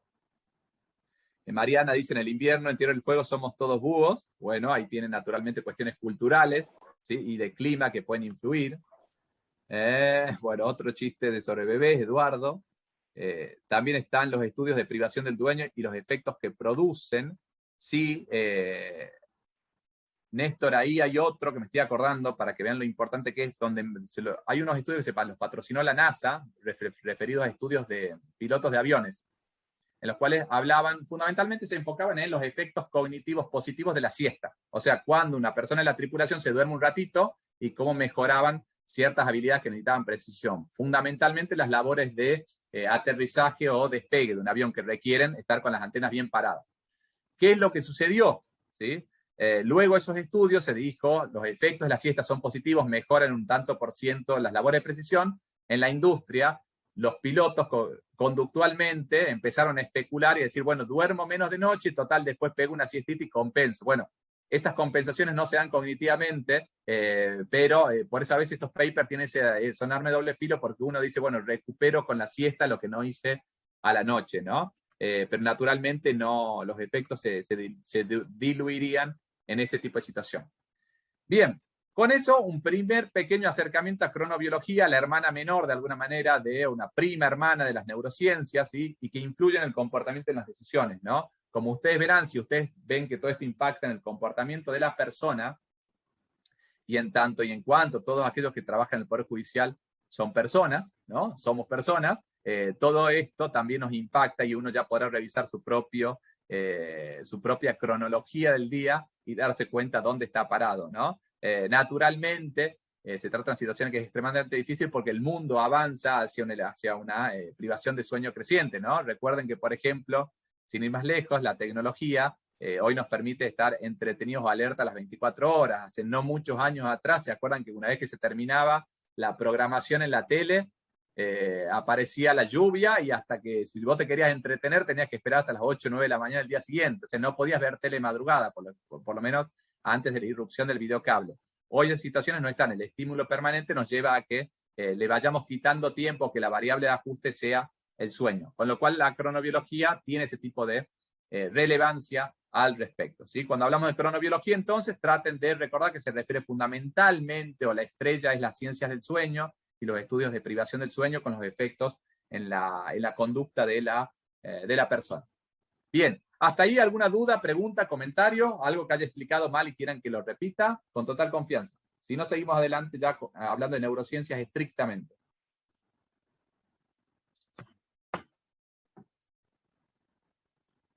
Bueno, asumo que vamos bien. Cualquier cosa, acuérdense, interrumpen. Es bueno lo de Néstor. Hay evaluaciones sobre los efectos post-COVID. Hay infinidad de estudios que se están haciendo. Naturalmente, las intuiciones de las hipótesis de trabajo ya van para el lado que ustedes creen, como el COVID o la COVID influyó negativamente en los hábitos de sueño, en esto de deslindar el tiempo de trabajo del tiempo personal, lo que nos está pasando en este mismo momento, que muchos de ustedes quizás están con una oreja puesta acá y otra oreja en lo que está sucediendo en sus casas, en la oficina, etcétera, etcétera, ¿no? Naturalmente sí hay impactos de mucha importancia al respecto, y esto incluso se relaciona con lo que Francia en su momento, en el año 2017, cuando reguló el derecho a la desconexión digital, apuntaba mucho a esto, ¿no? A tratar de establecer algún tipo de separadores o marcadores somáticos, si se quiere, o marcadores que le indiquen al cuerpo de que paramos la pelota, bajamos la persiana y desde las 8 de la noche, por ejemplo, de un día hasta las 6 de la mañana del día siguiente, los mails no pueden llegar, los WhatsApp no se pueden recibir, etc. Bueno, en Francia se lo trabaja a nivel laboral, en Argentina algunas provincias, precisamente en la pandemia, ¿sí? Implementaron el derecho a la desconexión digital. No sé bien la situación de Tierra del Fuego, Tucumán lo tiene por una acordada de la Corte Suprema, el derecho a la desconexión digital, y está trabajado también en otro tipo de cuestiones vinculadas al teletrabajo, etcétera, etcétera, ¿no? Con lo cual, estas problemáticas están vinculadas sobre esto, ¿no? Néstor habla de lo que estamos con la atención dividida ahora, ya cuando hablemos, creo, si no llegamos en esta, la clase que viene, el concepto de multitasking y lo que se denomina ceguera atencional, vamos a ver cuán positivo o negativo es esto de estar con varios platitos administrando al mismo tiempo, ¿no? Porque en el fondo, si esta actividad que estamos llevando adelante es una actividad vinculada a la gestión, ¿sí? Al gerenciamiento de nuestro propio día, la idea es generar una mejor performance, ¿no? Un mejor desempeño, y la verdad, la idea es profundizar sobre ese tipo de puntos, ¿no? Por eso, este tipo de actividades, por lo menos se los aclaré, pero es importante hacerlo, sin perjuicio que yo les voy a citar un montón de estudios que son científicos y que algunos que tienen curiosidad intelectual, eso desde ya les puede llegar a ser útil. A mí me desvela otra cuestión, es que estas actividades, al ser a medida, sean o se transformen en una herramienta de laburo, ¿no? Una herramienta de trabajo. Fundamentalmente que esto pueda ser usado de algún modo en el día a día de nosotros, por lo menos para permitirnos repensar nuestra praxis diaria, ¿no? Naturalmente, como las personas tenemos un grado de disociación muy alto entre el deber ser y el ser, obviamente a mí me caben las generales de la ley y soy más cercano al modelo de Claudia Gallo que al que pregonan los estudios, ¿no? Pero de alguna manera hay un gap, una diferencia muy grande entre estas cuestiones de rendimiento, y por lo menos en las pequeñas pruebas que he logrado hacer cada tanto, por lo menos sobre mi día a día de trabajo, sí he notado las diferencias que proponen la ciencia del sueño al respecto. Eduardo dice, la desconexión es muy difícil cuando se trabaja en un juzgado o fiscalía con turnos o guardias que suelen tener una duración de un mes, ¿sí? ¿Qué papel juega la cultura en todo lo que señalamos? Después vamos a hablar, cuando hablemos del concepto de Nagis, Paula, nos vamos a referir a particularidades de la cultura. Estoy viendo qué otro comentario hay. Bueno, la cuestión vinculada a la desconexión, a la privación de sueño, está mucho más desarrollada en determinadas profesiones que en otras, ¿no? Piensen, por ejemplo, en soldados, policías, bueno, aquellos que tienen profesionales de la salud en la familia, las famosas guardias de 24, 48 horas, podrán dar fe de bueno, hay distintos papers que marcan los errores garrafales en materia de intervenciones quirúrgicas de médicos o médicas privadas de sueño. O sea, médicos o médicas que pueden ser excelentes, pero que se mandan una macana de amateur precisamente por la falta de descanso. Lo mismo sucede con los conductores o con los choferes profesionales en los micros de larga distancia. Por ejemplo, uno dice, ¿cómo una persona que está tan acostumbrada a manejar, que se conoce de memoria el camino de Mar del Plata a Buenos Aires, puede haber volcado en un lugar tan tonto, ¿no? Bueno, por acá pueden aparecer algunas respuestas. El Poder Judicial, en tanto se encuentra en un periodo de cambio de paradigma, en una especie de pasando un esquema de atención total, ¿no? Que la digitalización lleva a una atención 24 horas, lo cual era impensable antes, seguramente tiene algunas partes buenas y trae muchas buenas noticias. Yo creo que la mayoría son noticias buenas, pero empieza a experimentar algunas inconsistencias o tensiones respecto a cómo nos organizamos para lograr que esa atención 24 horas sea además una atención eficaz y eficiente, ¿sí? Bien, enfocándonos ahora puntualmente ya y de manera concreta en esto de las neurociencias, ¿sí? Para vincularlos después a la gestión, esta parte de hoy, de acá a las 7, va a estar más vinculada a cuestiones generales y las clases del encuentro del lunes, con algunas aplicaciones particulares, yendo y viniendo de la gestión diaria, y vamos a terminar con un concepto que es extremadamente disruptivo y muy novedoso, también de Kahneman, de ese autor que mencionaron hace un rato atrás, que escribió un libro muy, muy reciente, en abril de 2021, junto a Olivier Sibony y con Cass Sunstein, que se llama Noise, Ruido. Ya les voy a contar de qué se trata el lunes, no nos adelantemos. Es un libro que se publicó en inglés originariamente, y todos los que nos encanta este tema lo leímos ahí al toque, porque lo estábamos esperando.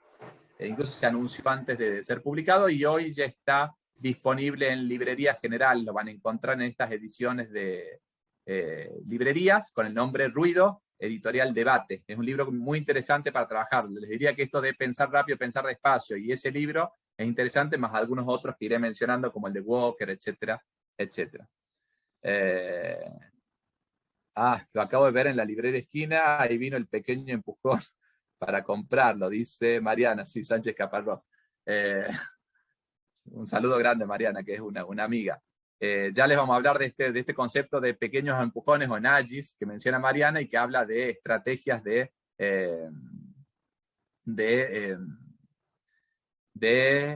no, la palabra no es influencia, mi esposa que es psicóloga me dice de manipulaciones de conducta. Yo trato de decirles incentivos a la conducta, incentivos no tradicionales, pero sí se relaciona con este concepto de nudges que mencionábamos recién. Bien, hablando de Kahneman, lo usemos como ejemplo, y hemos hablado de la energía también. De la energía que tenemos las personas, ¿no? El cerebro humano consume aproximadamente el 20% de la energía total que tenemos, con lo cual hagan de cuenta que el cerebro humano es un gran manager, ¿sí? Un administrador. El management del cuerpo humano, de las funciones cognitivas y las funciones motoras en general, lo lleva adelante el cerebro, ¿sí? Tiene que cumplir un montón de cosas, ¿sí? Con pocos porotos. O sea, si bien consume el 20% de la energía del cuerpo, uno diría consume un montón, ¿sí? Que es una quinta parte, pero al mismo tiempo tiene un montón de responsabilidades, ¿no? ¿Cuál es el dilema que tiene el cerebro? El cerebro tiene como dilema, ¿sí? El dilema del economista, de alguna manera, ¿no? ¿Cómo hacer para cumplir múltiples responsabilidades, funciones y finalidades con pocos porotos? ¿Cómo hacer mucho con poco? ¿Sí? Entonces, bajo ese esquema antropológica y evolutivamente, el cerebro fue evolucionando de la siguiente manera, ¿sí? Nosotros, de algún modo, estamos trabajados para, ¿sí? De algún modo, tomar algunas decisiones fáciles y otras difíciles. Algunas decisiones en piloto automático y otras que son decisiones estrictamente racionales o analíticas, ¿sí? El gran descubrimiento, la gran irrupción de Kahneman allá por fines de los 60 y principios de los 70 fue marcar un punto que fue disruptivo con respecto a lo que las ciencias cognitivas conocían hasta ese momento. Hasta ese momento, básicamente, si bien ya se tenían noticias de la actividad no consciente, recuerden, desde Freud, desde el controvertido psicoanálisis a las distintas variantes de la psicología, el conductismo de Watson, posteriormente de Skinner, la psicología experimental de Boone, etcétera, etcétera, aportaban evidencia que hacíamos cosas llamativas, ¿sí? Ahora bien, las personas creíamos que, no obstante que hacíamos cosas llamativas, inconsistentes o no racionales, ¿sí? También pensábamos y éramos muy analíticas cuando queríamos, ¿no? O sea, lo que nos diferencia el resto del reino animal precisamente es nuestra autopercepción de pensamiento. O sea, nosotros nos damos cuenta que pensamos y por lo tanto eso nos diferencia eventualmente del resto de los seres de la naturaleza. Pero, teniendo en cuenta eso, nosotros creíamos hasta ese momento que, si bien desde los presocráticos hasta acá se sabía que había actividad emocional, actividad impulsiva y actividad estrictamente racional, le llamemos o meditada, creíamos que podíamos prender y apagar la luz de la racionalidad cuantas veces querramos. Básicamente me ponía el traje de persona racional, me ponía el traje de persona impulsiva, ¿sí? Cuando me pongo las pilas soy racional, cuando no me pongo las pilas soy impulsivo. ¿Qué es lo que descubre Kahneman? Lo que descubre Kahneman, con una serie de estudios de campo, él venía de la psicología cognitiva y es el padre de lo que se denomina economía de la conducta, economía del comportamiento, que es una de las disciplinas que más ha influido, que no es neurociencias, pero está muy vinculada a ella, y de hecho las neurociencias se han apropiado de gran parte de lo que señala Kahneman y sus sucesores. Es que contrariamente a lo que creemos, la buena noticia es que efectivamente tenemos distintos tipos de toma de decisiones o de comportamientos. Sistemas automáticos o impulsivos o irreflexivos y otros más reflexivos, más meditados, ¿sí? Pero la mala noticia es que no tenemos la llave de la voluntariedad, no es que prendemos y apagamos la luz cuando queremos, sino que los contextos influyen en nuestro comportamiento mucho más de lo que nosotros creemos. Básicamente el cerebro humano funciona bajo la detección de patrones, ¿sí?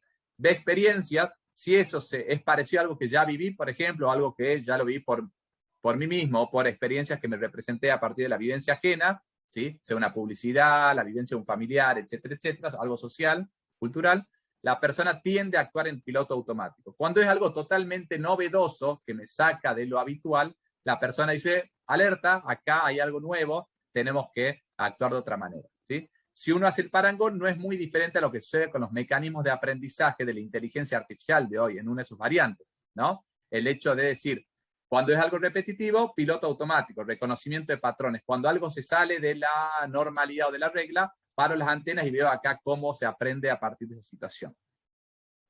Esto básicamente muestra que la persona humana, a partir de la experiencia, la gran mayoría de sus comportamientos suelen ser muy automatizados, porque casi todo lo podemos relacionar total o parcialmente con una experiencia anterior o trasladarla, aunque de situaciones parecidas a lo que vivimos. Entonces, decimos, si sucedió esto, seguramente va a pasar tal cosa. O sea, inferimos, saltamos a las conclusiones y establecemos cálculos de probabilidades, cognitivamente hablando, ¿sí?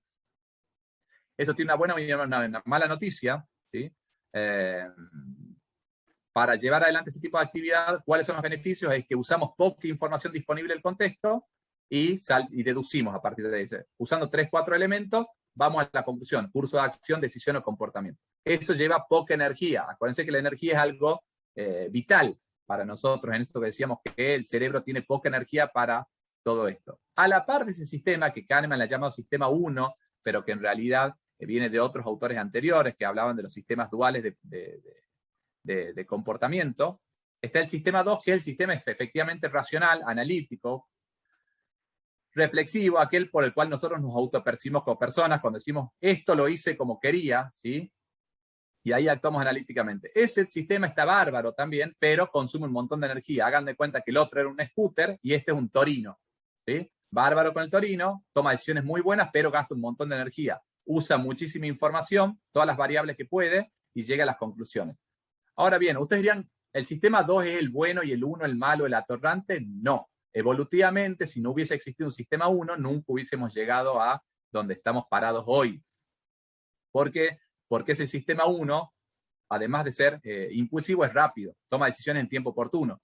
Por ejemplo, si a ustedes, un ejemplo muy trillado pero útil, si ustedes veían que se movía en la selva unas hojas, no se quedaban a ver si era una liebre o un león, salían corriendo porque asumían que posiblemente es un león. Ahora bien, si era una liebre, salieron corriendo y se cansaron al cohete, pero si era un león, se salvaron de la muerte. Eso hizo que evolutivamente pase de generación en generación ese sistema como algo bastante sólido, ¿sí?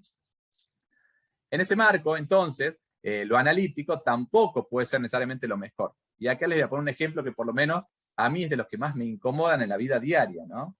Vieron que a veces uno dice, bueno, paramos a comer, hablando de las pausas de almuerzo de los jueces y juezas, paremos a comer algo. Imagínense que yo soy amigo de Alejandro Jervis, y decimos, bueno, Ale, nos juntemos un ratito, 40 minutos a comer 10 semanas para ponernos al día, ¿sí? Palo y palo, así rápido, de tu vida, de familia, el laburo, etcétera, etcétera.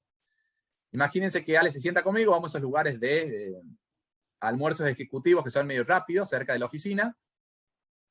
Alejandro Chamatrópulos agarra la carta, abre el menú, mira y empieza a preguntarle al mozo, ¿este plato tiene esto o no tiene esto? Y lo haces así, asá o de tal manera. Y esto es mejor que esto otro, etc. O sea, mi decisión efectivamente está siendo muy racional, muy reflexiva, muy analítica. Alejandro del otro lado se quiere matar porque dice, flaco, estás hace 25 minutos esperando y teníamos 40 minutos para reunirnos, con el cual el objetivo nuestro era charlar, no divagar sobre tu decisión óptima desde el punto de vista económico de que la elección del plato sea adecuada. A veces el sistema 1 es el sistema más adecuado y el sistema 2 nos puede traer algunas inconsistencias o complicaciones, ¿no? Luego, cuando vayamos a ejemplos concretos, esto se relaciona con volumen en el laburo judicial versus sentencias perfectas con todos plazos vencidos, ¿sí? Y cuál es la mirada que tiene el justiciable de nuestro laburo. Si va a ser una sentencia por año, ¿sí?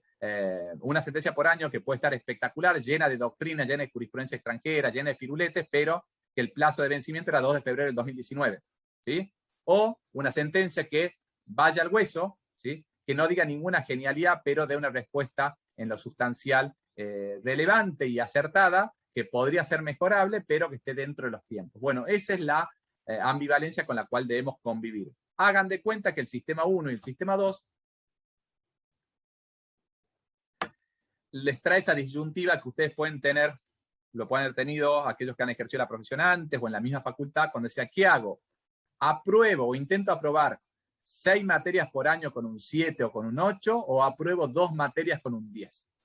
¿Sí? Seguramente la mayoría elegiría 6 o 7 materias con un 8, porque si apruebo 2 materias con 10 sería un promedio 10, pero demoraré 15 años en recibirme, ¿sí? El tiempo es muy importante, el timing es muy importante en la toma de decisiones, y no necesariamente actuar del todo racional puede ser la mejor respuesta. Hay respuestas que requieren racionalidad y otras que no.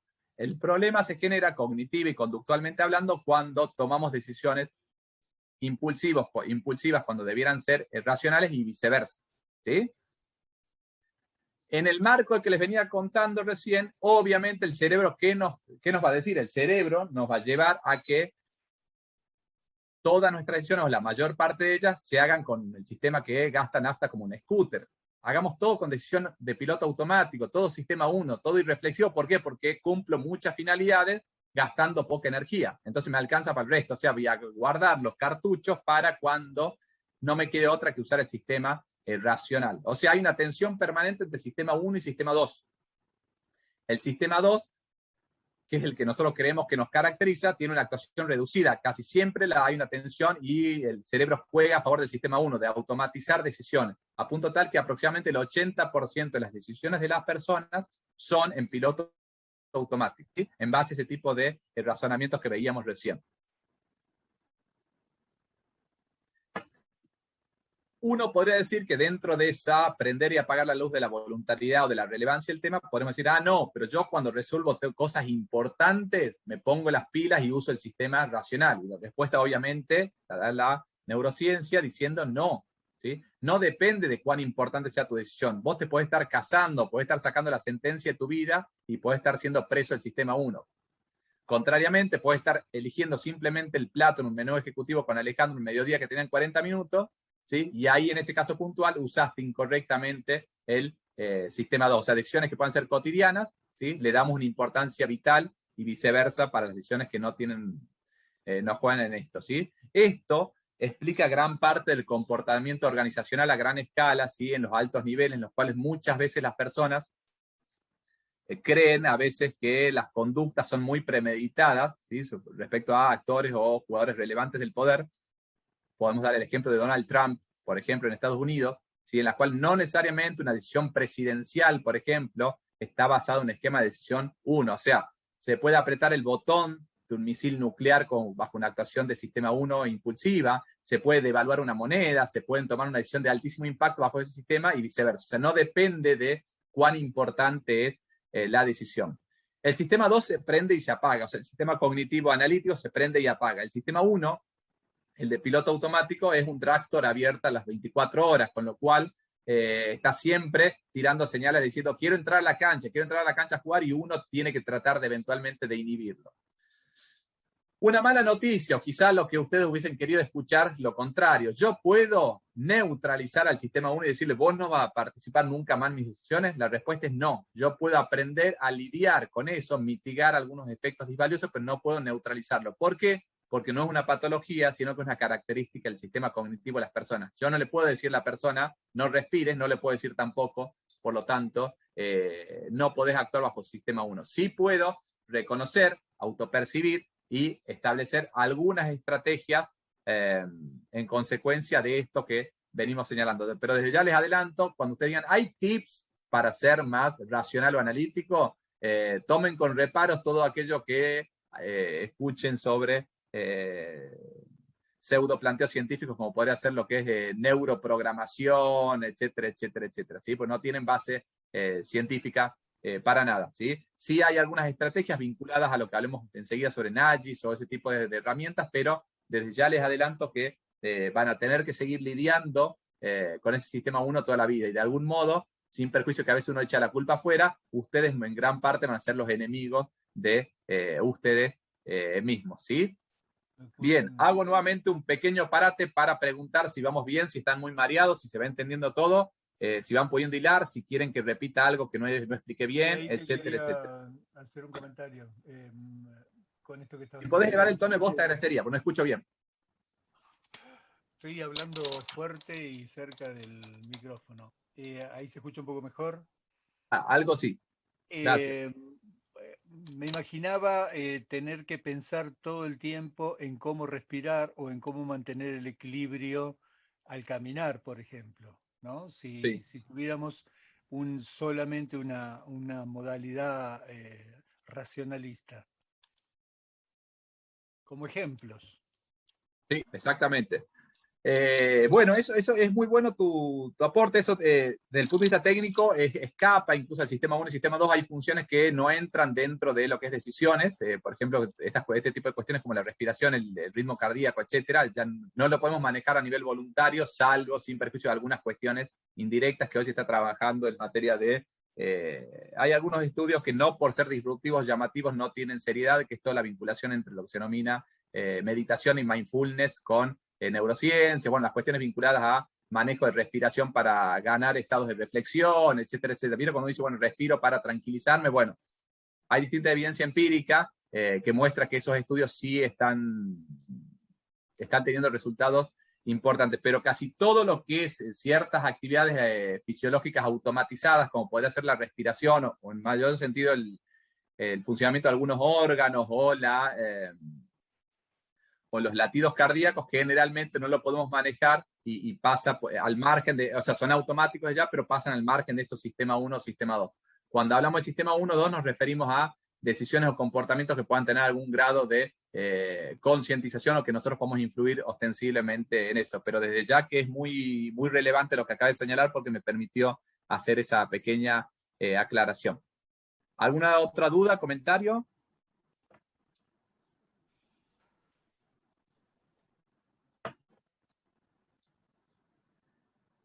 Bien, seguimos adelante entonces. Ese sistema 1, ¿sí? ¿Alguien iba a decir algo? Perdón. Ahí está.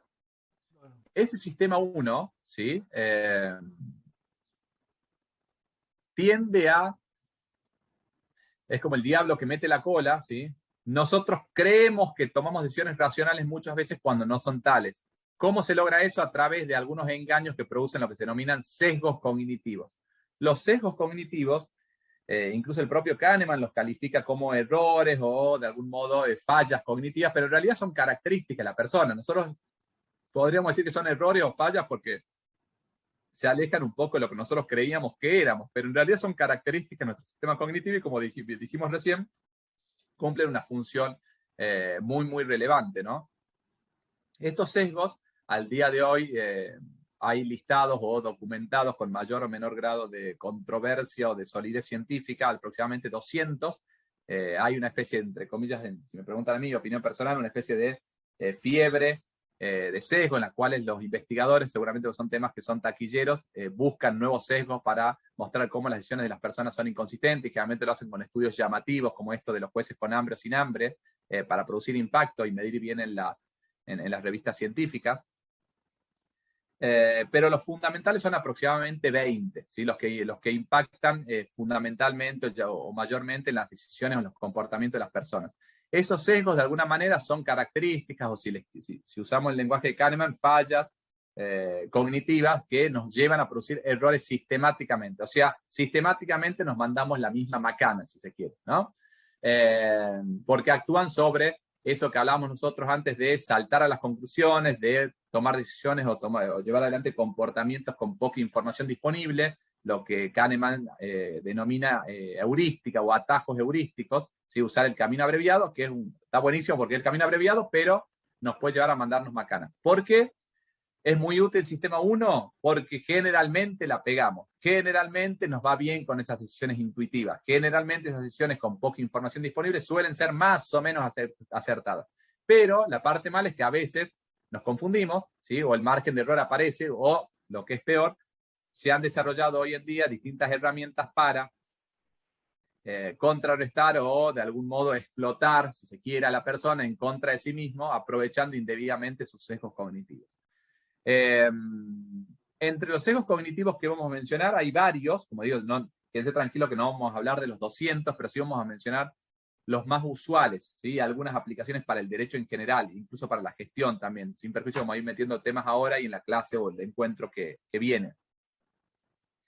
Uno de los más característicos es aquel que señala que las personas tendemos a mantenernos en el status quo, en una especie de situación de inercia, ¿sí? Generalmente el status quo, ¿sí? Es un poderoso, nos retiene poderosamente en el lugar donde estamos. Eso, si bien racionalmente bastaría con mover un dedo para salir de la inercia, lo cierto es que las personas en general, ¿sí? Nos cuesta mucho salir de esos esquemas de status quo, ¿sí? Hacemos la de manual, nos quedamos en el lugar donde estamos generalmente, ¿por qué? Porque moverse implica gasto de energía, y el cerebro lo que menos quiere es gastar energía. Acuérdense que quiere utilizar la energía en lo que entiende que es valioso. Entonces, ante la duda entre moverse y no moverse, nuestro cerebro aplica, ¿se acuerdan eso que aquel reproche que se nos hacía en el colegio cuando éramos chicos, en la primaria, que nos decía, a vos te gusta mucho la ley del menor esfuerzo? Bueno, la ley del menor esfuerzo cognitivamente es lo mejor que nos puede pasar. De hecho, un economista aplicaría términos de eficiencia. ¿Cómo lograr lo máximo posible con lo menos posible? ¿Sí? El cerebro es un vago, de algún modo, ¿sí? Por sus propias características. Entonces, moverme en pos de un objetivo, de algo, va a ser necesario solamente cuando yo vea que hay una recompensa, o que algo que yo sea real, o que la perciba como tal, que me lleve a moverme en pos de ese objetivo. La clase que viene, cuando hablemos sobre nudges y algunos ejemplos de aplicaciones al respecto, los nudges son una suerte de influencias en la conducta de la persona para tratar de que los objetivos sociales o comunitarios se cumplan.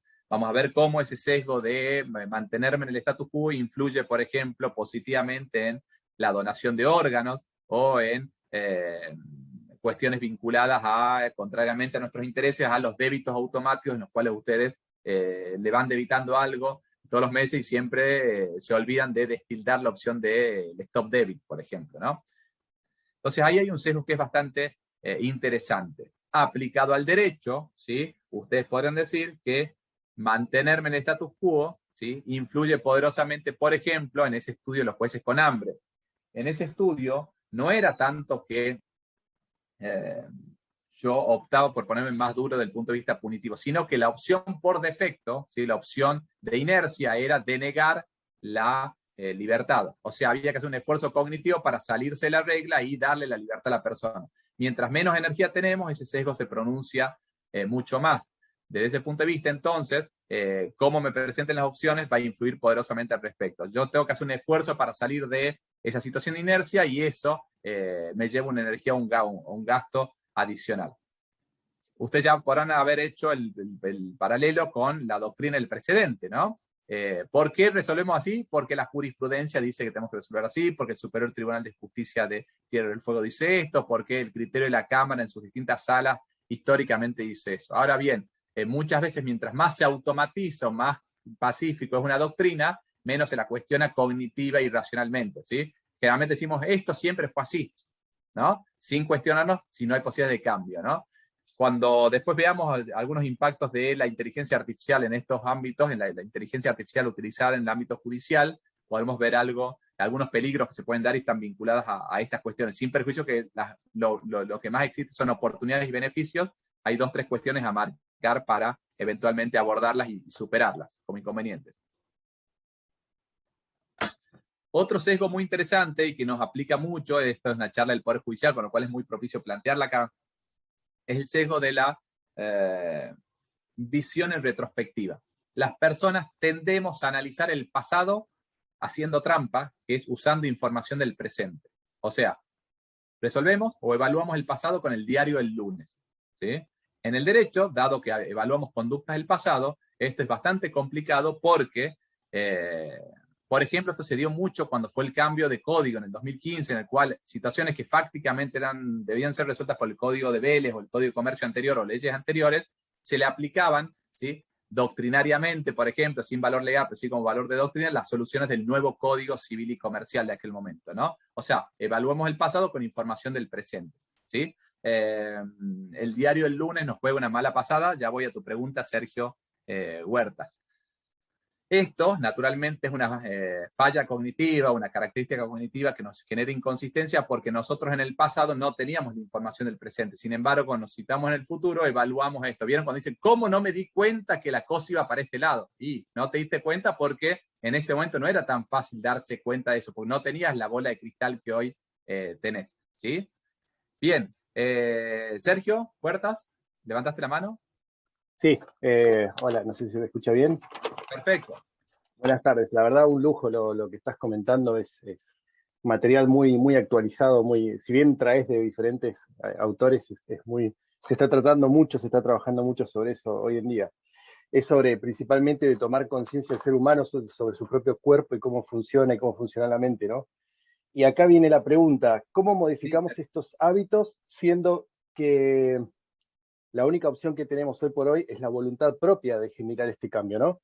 ¿Y cómo tomamos esta decisión si el beneficio propio es mayor que el beneficio de dormir más horas o comer mejor? No sé si me explico.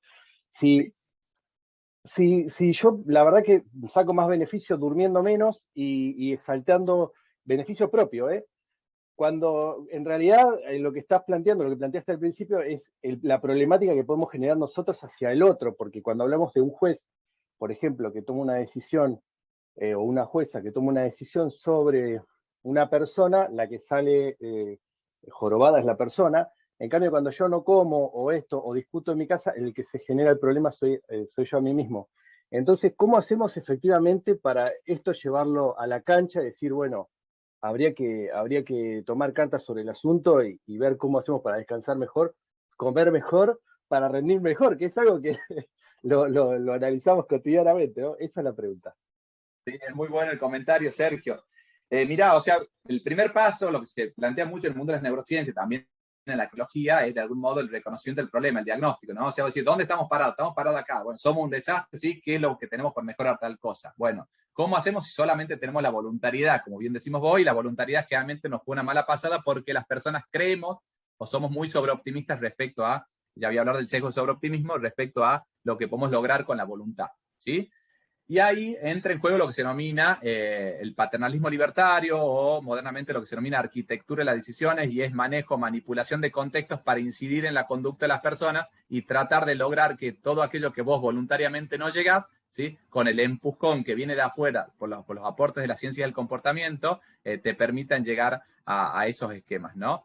Desde ya que, por ejemplo, esto es bastante difícil de lograrlo, porque, por ejemplo, vos podrías partir, supongamos, después lo mío es, sobre esto vamos a profundizar, pero por lo menos para darte respuesta muy básica ahora, de profundizar en la segunda clase cuando terminemos con propuestas concretas. Vos podrías decir, bueno, si hay un problema, una pandemia de sueño a nivel global, ¿sí? Estoy en ella, y en tanto y en cuanto mi sueño, ¿sí?, mi rendimiento cognitivo afecta al otro, en este caso afecta afecta al justiciable. Cuando yo les hablaba del juez que deniega o no la libertad, ustedes podrían hacer el paralelismo con espero ser el primero de la audiencia y no el número 7 en la audiencia. O sea, si soy el de la séptima audiencia, estoy bastante complicado. O sea, yo no quisiera ser la séptima audiencia del juez, prefiero ser la primera, ¿sí? Yo tenía, pero racionalmente te iba a tratar igual de bien acá o allá. No, porque no sos vos, no es tu voluntad, sino que hay cuestiones que meten la cola. En los exámenes orales, también en un concurso, sea en el Consejo de Magistratura o en la facultad, no da lo mismo ser el primero que el número 37 que rinde ese oral, ¿sí? La energía hace su parte, con lo cual esas labores de concientización obviamente tendrían que estar incorporadas, incluso hay empresas de punta, vos tenés, por ejemplo, gran parte de las empresas de Silicon Valley, por ejemplo, vos tenés en Silicon Valley lo de, no sé, Google y los siestarios de Google, por ejemplo, para recuperar sueño, o las salas de entretenimiento, etcétera, etcétera. Vos sí son iniciativas hiperdisruptivas y van y chocan de frente contra un poder judicial que es una de las instituciones que tiene el peor índice de reputación respecto en la sociedad, en la cual te van a decir, encima que trabajan mal, yo le di la opción de que coman mejor o que duerman más, ¿sí? Bueno, naturalmente esto no es solamente para el Poder Judicial, sino el rendimiento en general. En el mundo privado, casualmente, sobre todo en las grandes corporaciones, se está empezando a trabajar este tipo de cuestiones, ¿no? La incidencia de la tecnología desde ya obviamente no coopera para nada esto de que vos tengas la plena atención en el celular todo el tiempo y los mecanismos de adicción que se generan a partir de la explotación de sesgos cognitivos de las personas y de aspectos de las neurociencias también van a conspirar un poco contra eso, ¿no? Con lo cual te diría que hay distintos cambios que va a tener que llevar adelante. Quizás los más ambiciosos son estos que señalábamos de establecer esquemas de trabajo compatibles. No sé, te doy un ejemplo muy concreto. Si el Poder Judicial avanza hacia un esquema en el cual va a atender las 24 horas, bueno, que las personas que se autoperciban búhos, de alguna manera tengan la posibilidad capaz de usar el turno noche versus el otro turno, etc. O sea, ese tipo de ajustes.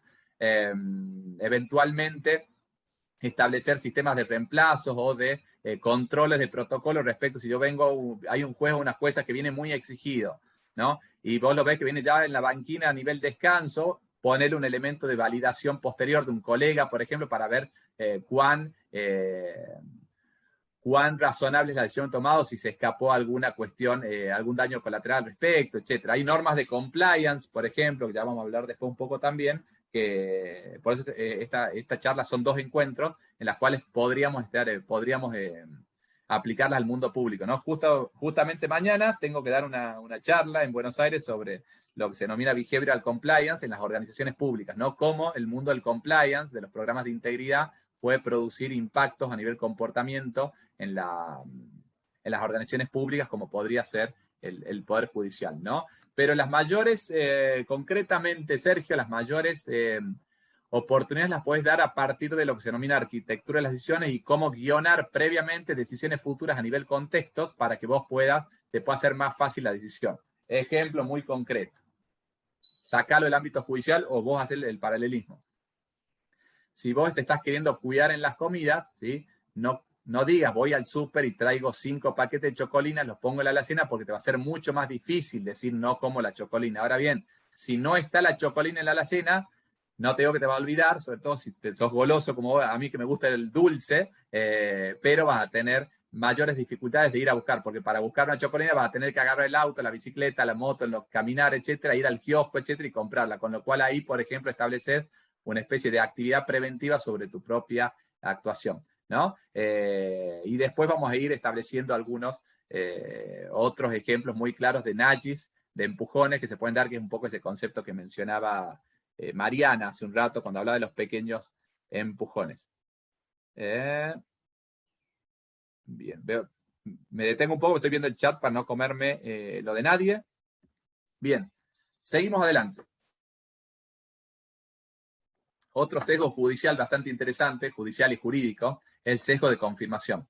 Las personas, y como otra característica cognitiva llamativa o inconsistente, tendemos a darle importancia a este nivel, a lo que coincide con nuestro sistema de creencias, y a lo que no coincide con nuestro sistema de creencias inicial a este nivel. O sea, lo que coincide acá arriba, lo que no coincide acá abajo. No están acá y acá. O sea, si por ejemplo viene Jessica Molinelli y dice algo que a mí me coincide con lo que yo señalaba, yo digo, como bien dice Jessica, y le doy valorizo esa opinión. Y después viene Cristian Genta que plantea algo totalmente contrario, y yo digo, bueno, lo de Cristian, le bajo el precio a la opinión de Cristian, ¿sí? Sin perjuicio de, podría suceder que lo que está diciendo Cristian está batiendo la justa, y Jessica, al igual que yo, estamos confundidos en el tema. Sin embargo, yo tengo a darle mayor importancia a lo que coincide con mi sistema de creencias que a aquello que no. Eso se llama sesgo de confirmación.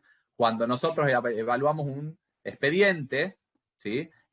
Muchas veces uno de los temas más desafiantes desde las neurociencias es cuándo se toma la decisión judicial, ¿no? Sin entrar en polémica, si es que la decisión se toma al final de la lectura del expediente, al final de la redacción de los considerandos, o si hay una decisión intuitiva inicial que después la voy fundando, ¿no? Porque pareciera, no obstante que sea políticamente incorrecto, que hay buenos elementos para considerar que por lo menos en parte la decisión hay una especie de toma de posición inicial que uno la va fundamentando y después se va matizando, va ganando precisión, ¿no? O eso por lo menos es lo que podría surgir de estos estudios que les señalábamos. Y ahí en ese marco, por ejemplo, la prueba que ya coincidió con mi toma de posición inicial la voy a valorar de tal manera, y aquella que no coincide tanto la voy a tratar o de esquivar o de bajarle el precio, decir si bien es cierto, no es menos cierto, etc.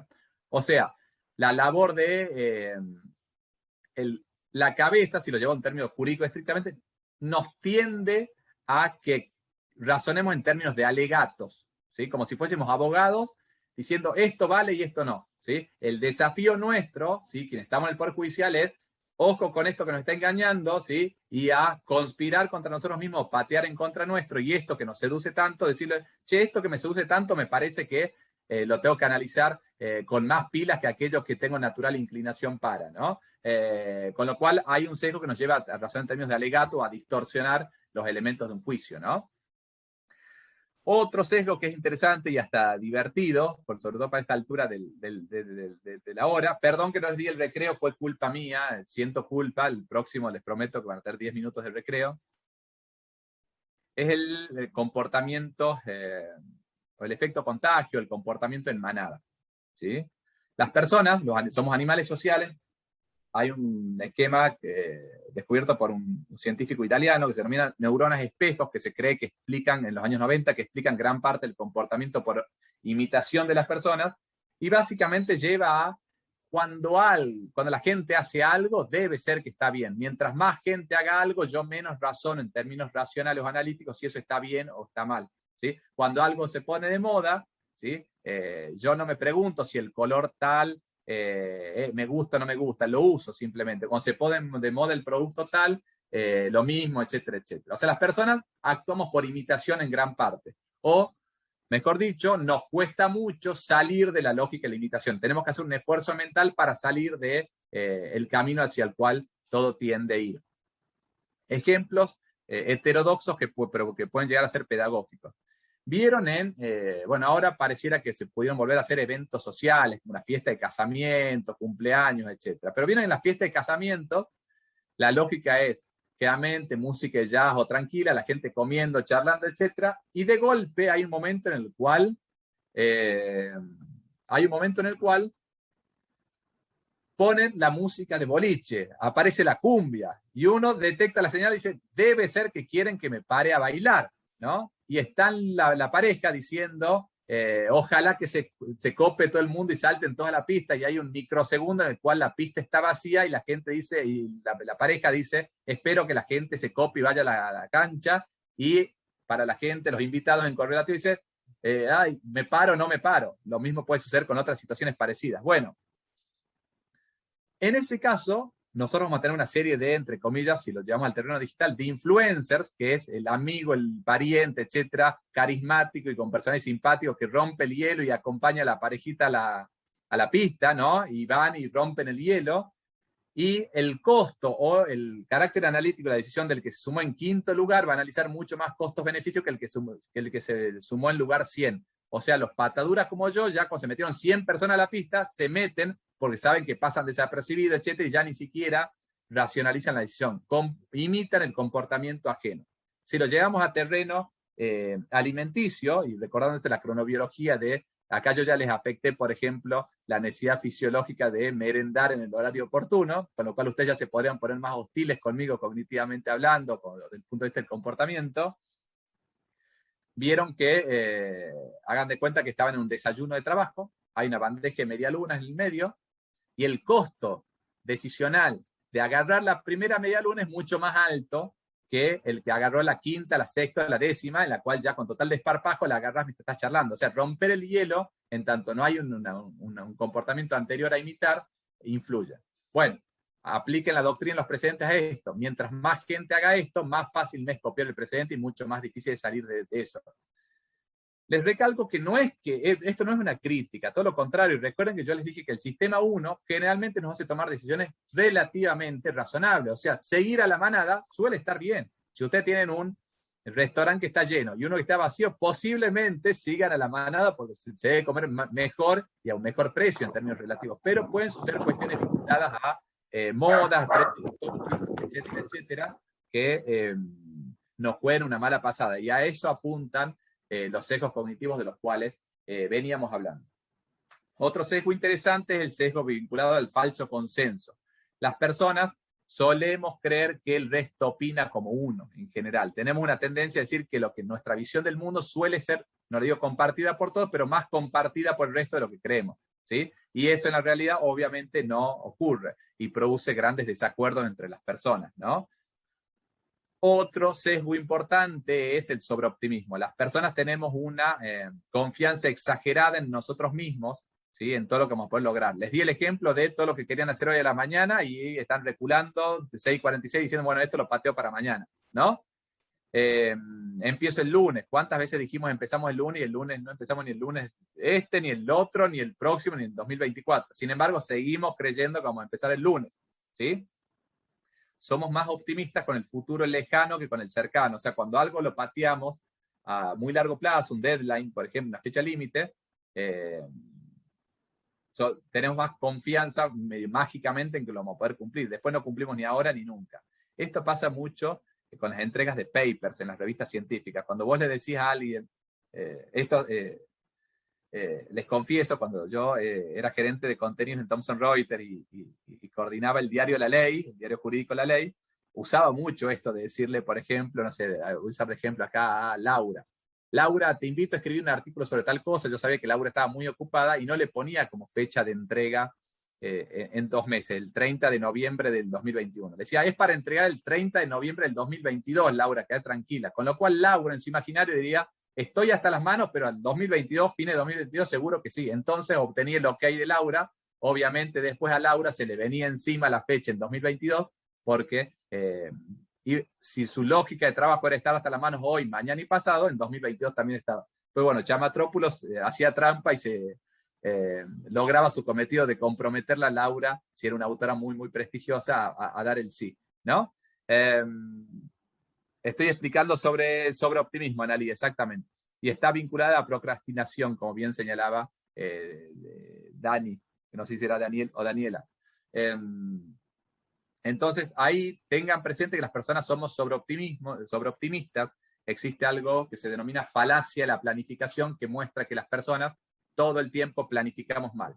Esto tiene una explicación enorme cuando decimos cuánto tiempo va a durar un juicio, ¿sí? Que creemos que lo liquidamos en tanto tiempo, o una sentencia. Esta sentencia la liquido en 1 día, 2 días, 3 días, 5 días. Sin embargo, después lleva el doble tiempo. Pues empiezan a aparecer imprevistos, factores que no vimos, etcétera, etcétera. Solemos simplificar cognitivamente y cuando simplificamos, creemos que eso nos hace ganar tiempo. Ojo que esto influye también en otras cuestiones muy polémicas, como por ejemplo en la obra pública. Nosotros tenemos una tendencia a decir, seguro que la obra pública y el sobreprecio que se pagó y el tiempo que se demoró fue porque son unos atorrantes, esto que lo otro, o en la construcción de un fideicomiso inmobiliario en un edificio. Puede haber parte de verdad, pero también puede haber mucho de falacia en la planificación. No se calculan adecuadamente cuántos días lluviosos va a haber, cuántos días te va a faltar el personal, cuánto tiempo va a haber complicaciones respecto a conseguir los materiales, etcétera, etcétera. Entonces calculamos 180 días para ejecutar tal obra y resulta que después fueron 250. Aquellos que están haciendo en mi caso personal, yo entregué mi tesis doctoral en UBA la semana pasada, creí que la iba a entregar en 2017, la entregué en 2021, ¿sí? Entonces ahí piensen cómo, ahí tiene un ejemplo de cómo estudiar todo esto necesariamente no cambia nuestro comportamiento, al contrario, es más angustiante porque sabiendo que estás fallando, sí te cuesta mucho encontrar un cambio de contexto o esa arquitectura de las decisiones adecuadas para lo que queremos llevar adelante. ¿Sí? Bien, hasta ahí, ¿dudas, preguntas, comentarios?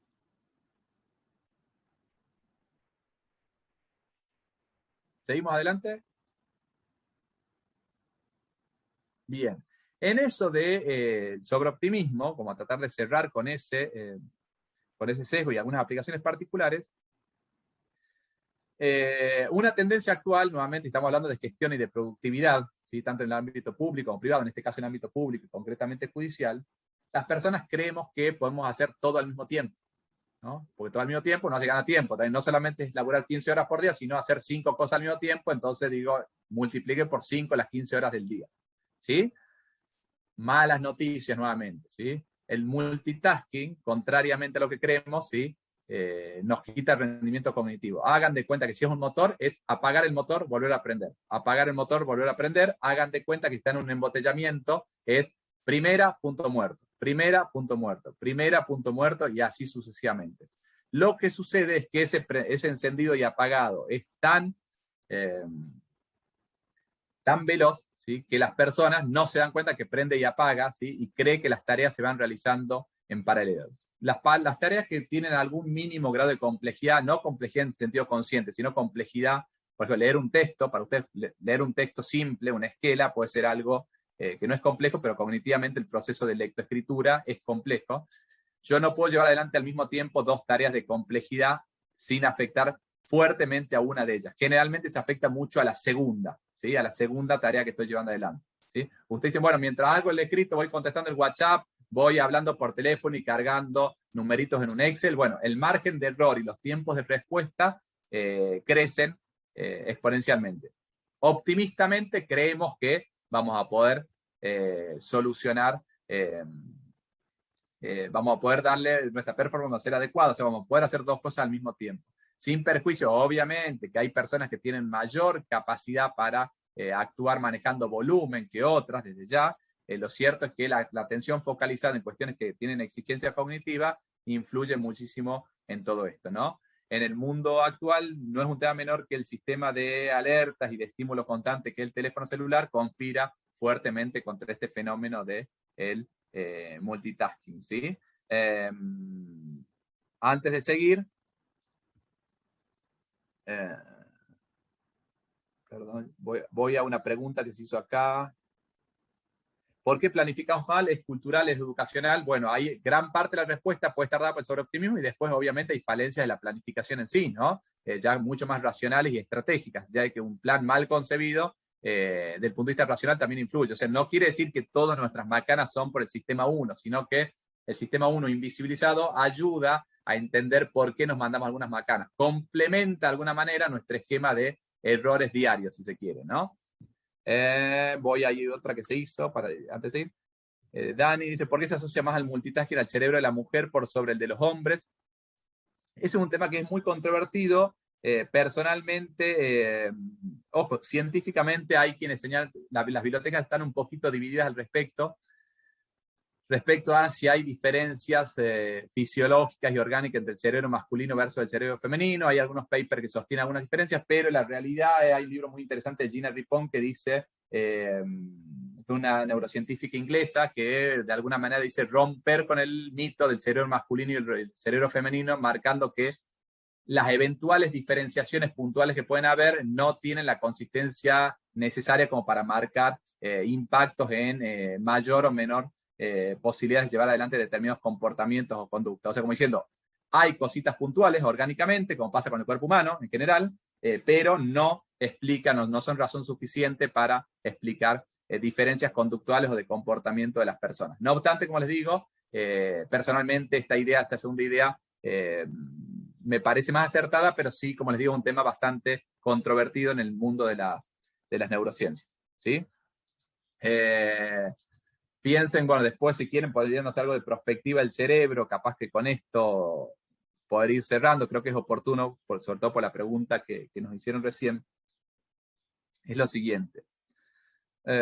No obstante la explosión que tuvieron los estudios sobre neurociencia en los últimos fundamentalmente 30 o 40 años, esto se potenció mucho cuando el cerebro humano pudo ser empezado a ser estudiado en vivo con estudios de resonancia magnética, esos famosos electrodos que se ponen en la cabeza, ¿sí? Que yo puedo ver las famosas zonas que se iluminan del cerebro, etcétera, etcétera.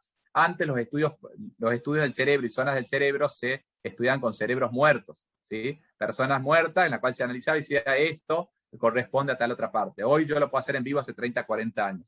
Una explosión espectacular de avances al respecto, pero no obstante eso, algunas recaudos salvaguardas. No hay partes del cerebro que explican por sí solas determinados comportamientos o funcionamiento. No es que la agresividad o la impulsividad la tengo en la amígdala o el razonamiento solamente en el córtex prefrontal, ni mucho menos. O sea, parte se explica con eso, y es cierto que se iluminan o muestran mayor actividad a nivel imágenes, en estos escaneos de imágenes, pero no explican por sí solas estas situaciones. Los cerebros actúan como redes, ¿sí? En la cual todo se conecta con todo, e incluso, para ser prudentes, no obstante todo lo que se conoce hoy se conoce muy poco el funcionamiento del cerebro humano en sí, o sea, con lo cual casi todas las conclusiones que se están dando hoy, si bien son científicamente validadas, son provisorias y requieren precisiones. En este momento en Estados Unidos se está desarrollando el proyecto BRAIN, ¿sí? Que es algo parecido al sistema de codificar el genoma humano, aquel proyecto de Jamie Watson en su momento, para saber cómo es el ADN de la persona. También en la administración Obama, este proyecto BRAIN lo que hizo fue decir para el 2030 tratar de mapear fisiológicamente todo el cerebro, tratar de entender, ¿sí? Cómo funciona todo el cerebro humano, del punto de vista fisiológico, ¿sí? O sea, estamos en el 2022 y falta más de la mitad, o sea, más de la mitad no se conoce muy poco del cerebro humano aún todavía. En paralelo, aún cuando conociéramos el ser humano, hay una discusión muy fuerte entre monistas y dualistas, aquellos que dicen que el cerebro es lo mismo que la mente, o que la mente es simplemente la exteriorización del cerebro, del funcionamiento cerebral, y hay quienes dicen que mente y cerebro son dos cosas totalmente diferentes. Y hay quienes plantean también que, por ejemplo, el cerebro no es solamente lo que está acá, sino que el cerebro es las conexiones que tenemos las personas, incluso con el entorno interno y el externo. O sea, que todo tiene que ver con todo, con lo cual el cerebro simplemente es, a partir de la materia gris que tienen ustedes, todas las vinculaciones y relaciones que hacen con el mundo exterior, con factores de lo más diversos, que pueden ser desde si está nublado el día o hay sol, de los elementos culturales, como bien marcaba Mariana, y todo eso, la simbología, todos los símbolos, el lenguaje, las matemáticas, la escritura, etcétera, etcétera, y cómo eso influye en nuestra cabeza, ¿no? Con lo cual, si nos preguntan, muy lejos podemos estar de establecer determinismo, diciendo si yo hago esto y esto, entonces el resultado mágico es tal cosa. De ahí está la dificultad referida a que las neurociencias, si bien aportan precisión sobre el comportamiento humano, están lejos de decir, te puedo dar un tip para mágicamente solucionar esto de la noche a la mañana, ¿sí? No hay pastillitas mágicas en todo esto que venimos señalando, ¿no? Entonces, eso es muy importante de remarcarlo en este momento, ¿no? Sin perjuicio, como se dice esto, tampoco hay que desechar lo otro. De hecho, esta charla, esta conversación tiene por motivo eso, o sea, utilizar todo lo que hoy sí se conoce para ganar precisión o explicar gran parte de este tipo de elementos que son útiles para mejorar el comportamiento, etc. No obstante, que es un mecanismo de ensayo y error en el cual vayamos fracasando en el día a día, ¿no? Acá hay un comentario más. La educación emocional, el autoconocimiento y el mindfulness puede contribuir positivamente en la formación de magistrados, funcionarios y empleados. Bueno, está muy vinculado, como les decía, a detección y reconocimiento de sesgos cognitivos. Después vamos a seguir hablando, ya la clase viene de los restantes sesgos que son relevantes para el nivel judicial y qué estrategias puede establecer para mitigar ese tipo de razonamiento, ¿sí? Por ejemplo, se pueden establecer protocolos de actuación, de seguimiento, jueces que controlen la función de otro, no me refiero a distintas instancias, sino validadores de decisiones, o dentro del mismo juzgado, que la decisión de A se controle por B, la del B por C, etcétera, etcétera. Algoritmos de detección de inconsistencias también al respecto, etcétera, etcétera, ¿no? Hay múltiples abordajes, las normas de compliance en cuanto establecen protocolos de actuación, los protocolos son muy útiles para el respecto. Vieron que cuando hay una simulación de incendio, un incendio, ¿sí? La lógica o el impulso llevaría a salgamos corriendo y el protocolo el protocolo muestra que lo más efectivo es salir ordenadamente, calmados, caminando tranquilos, etcétera. Y uno diría, no, pues yo quiero salir corriendo. ¿Cómo salir caminando despacito y en fila va a ser más efectivo que salir corriendo, ¿no? Bueno, ahí tiene un ejemplo de cómo un protocolo puede neutralizar alguna conducta sesgada o inconsistente de las personas, ¿sí?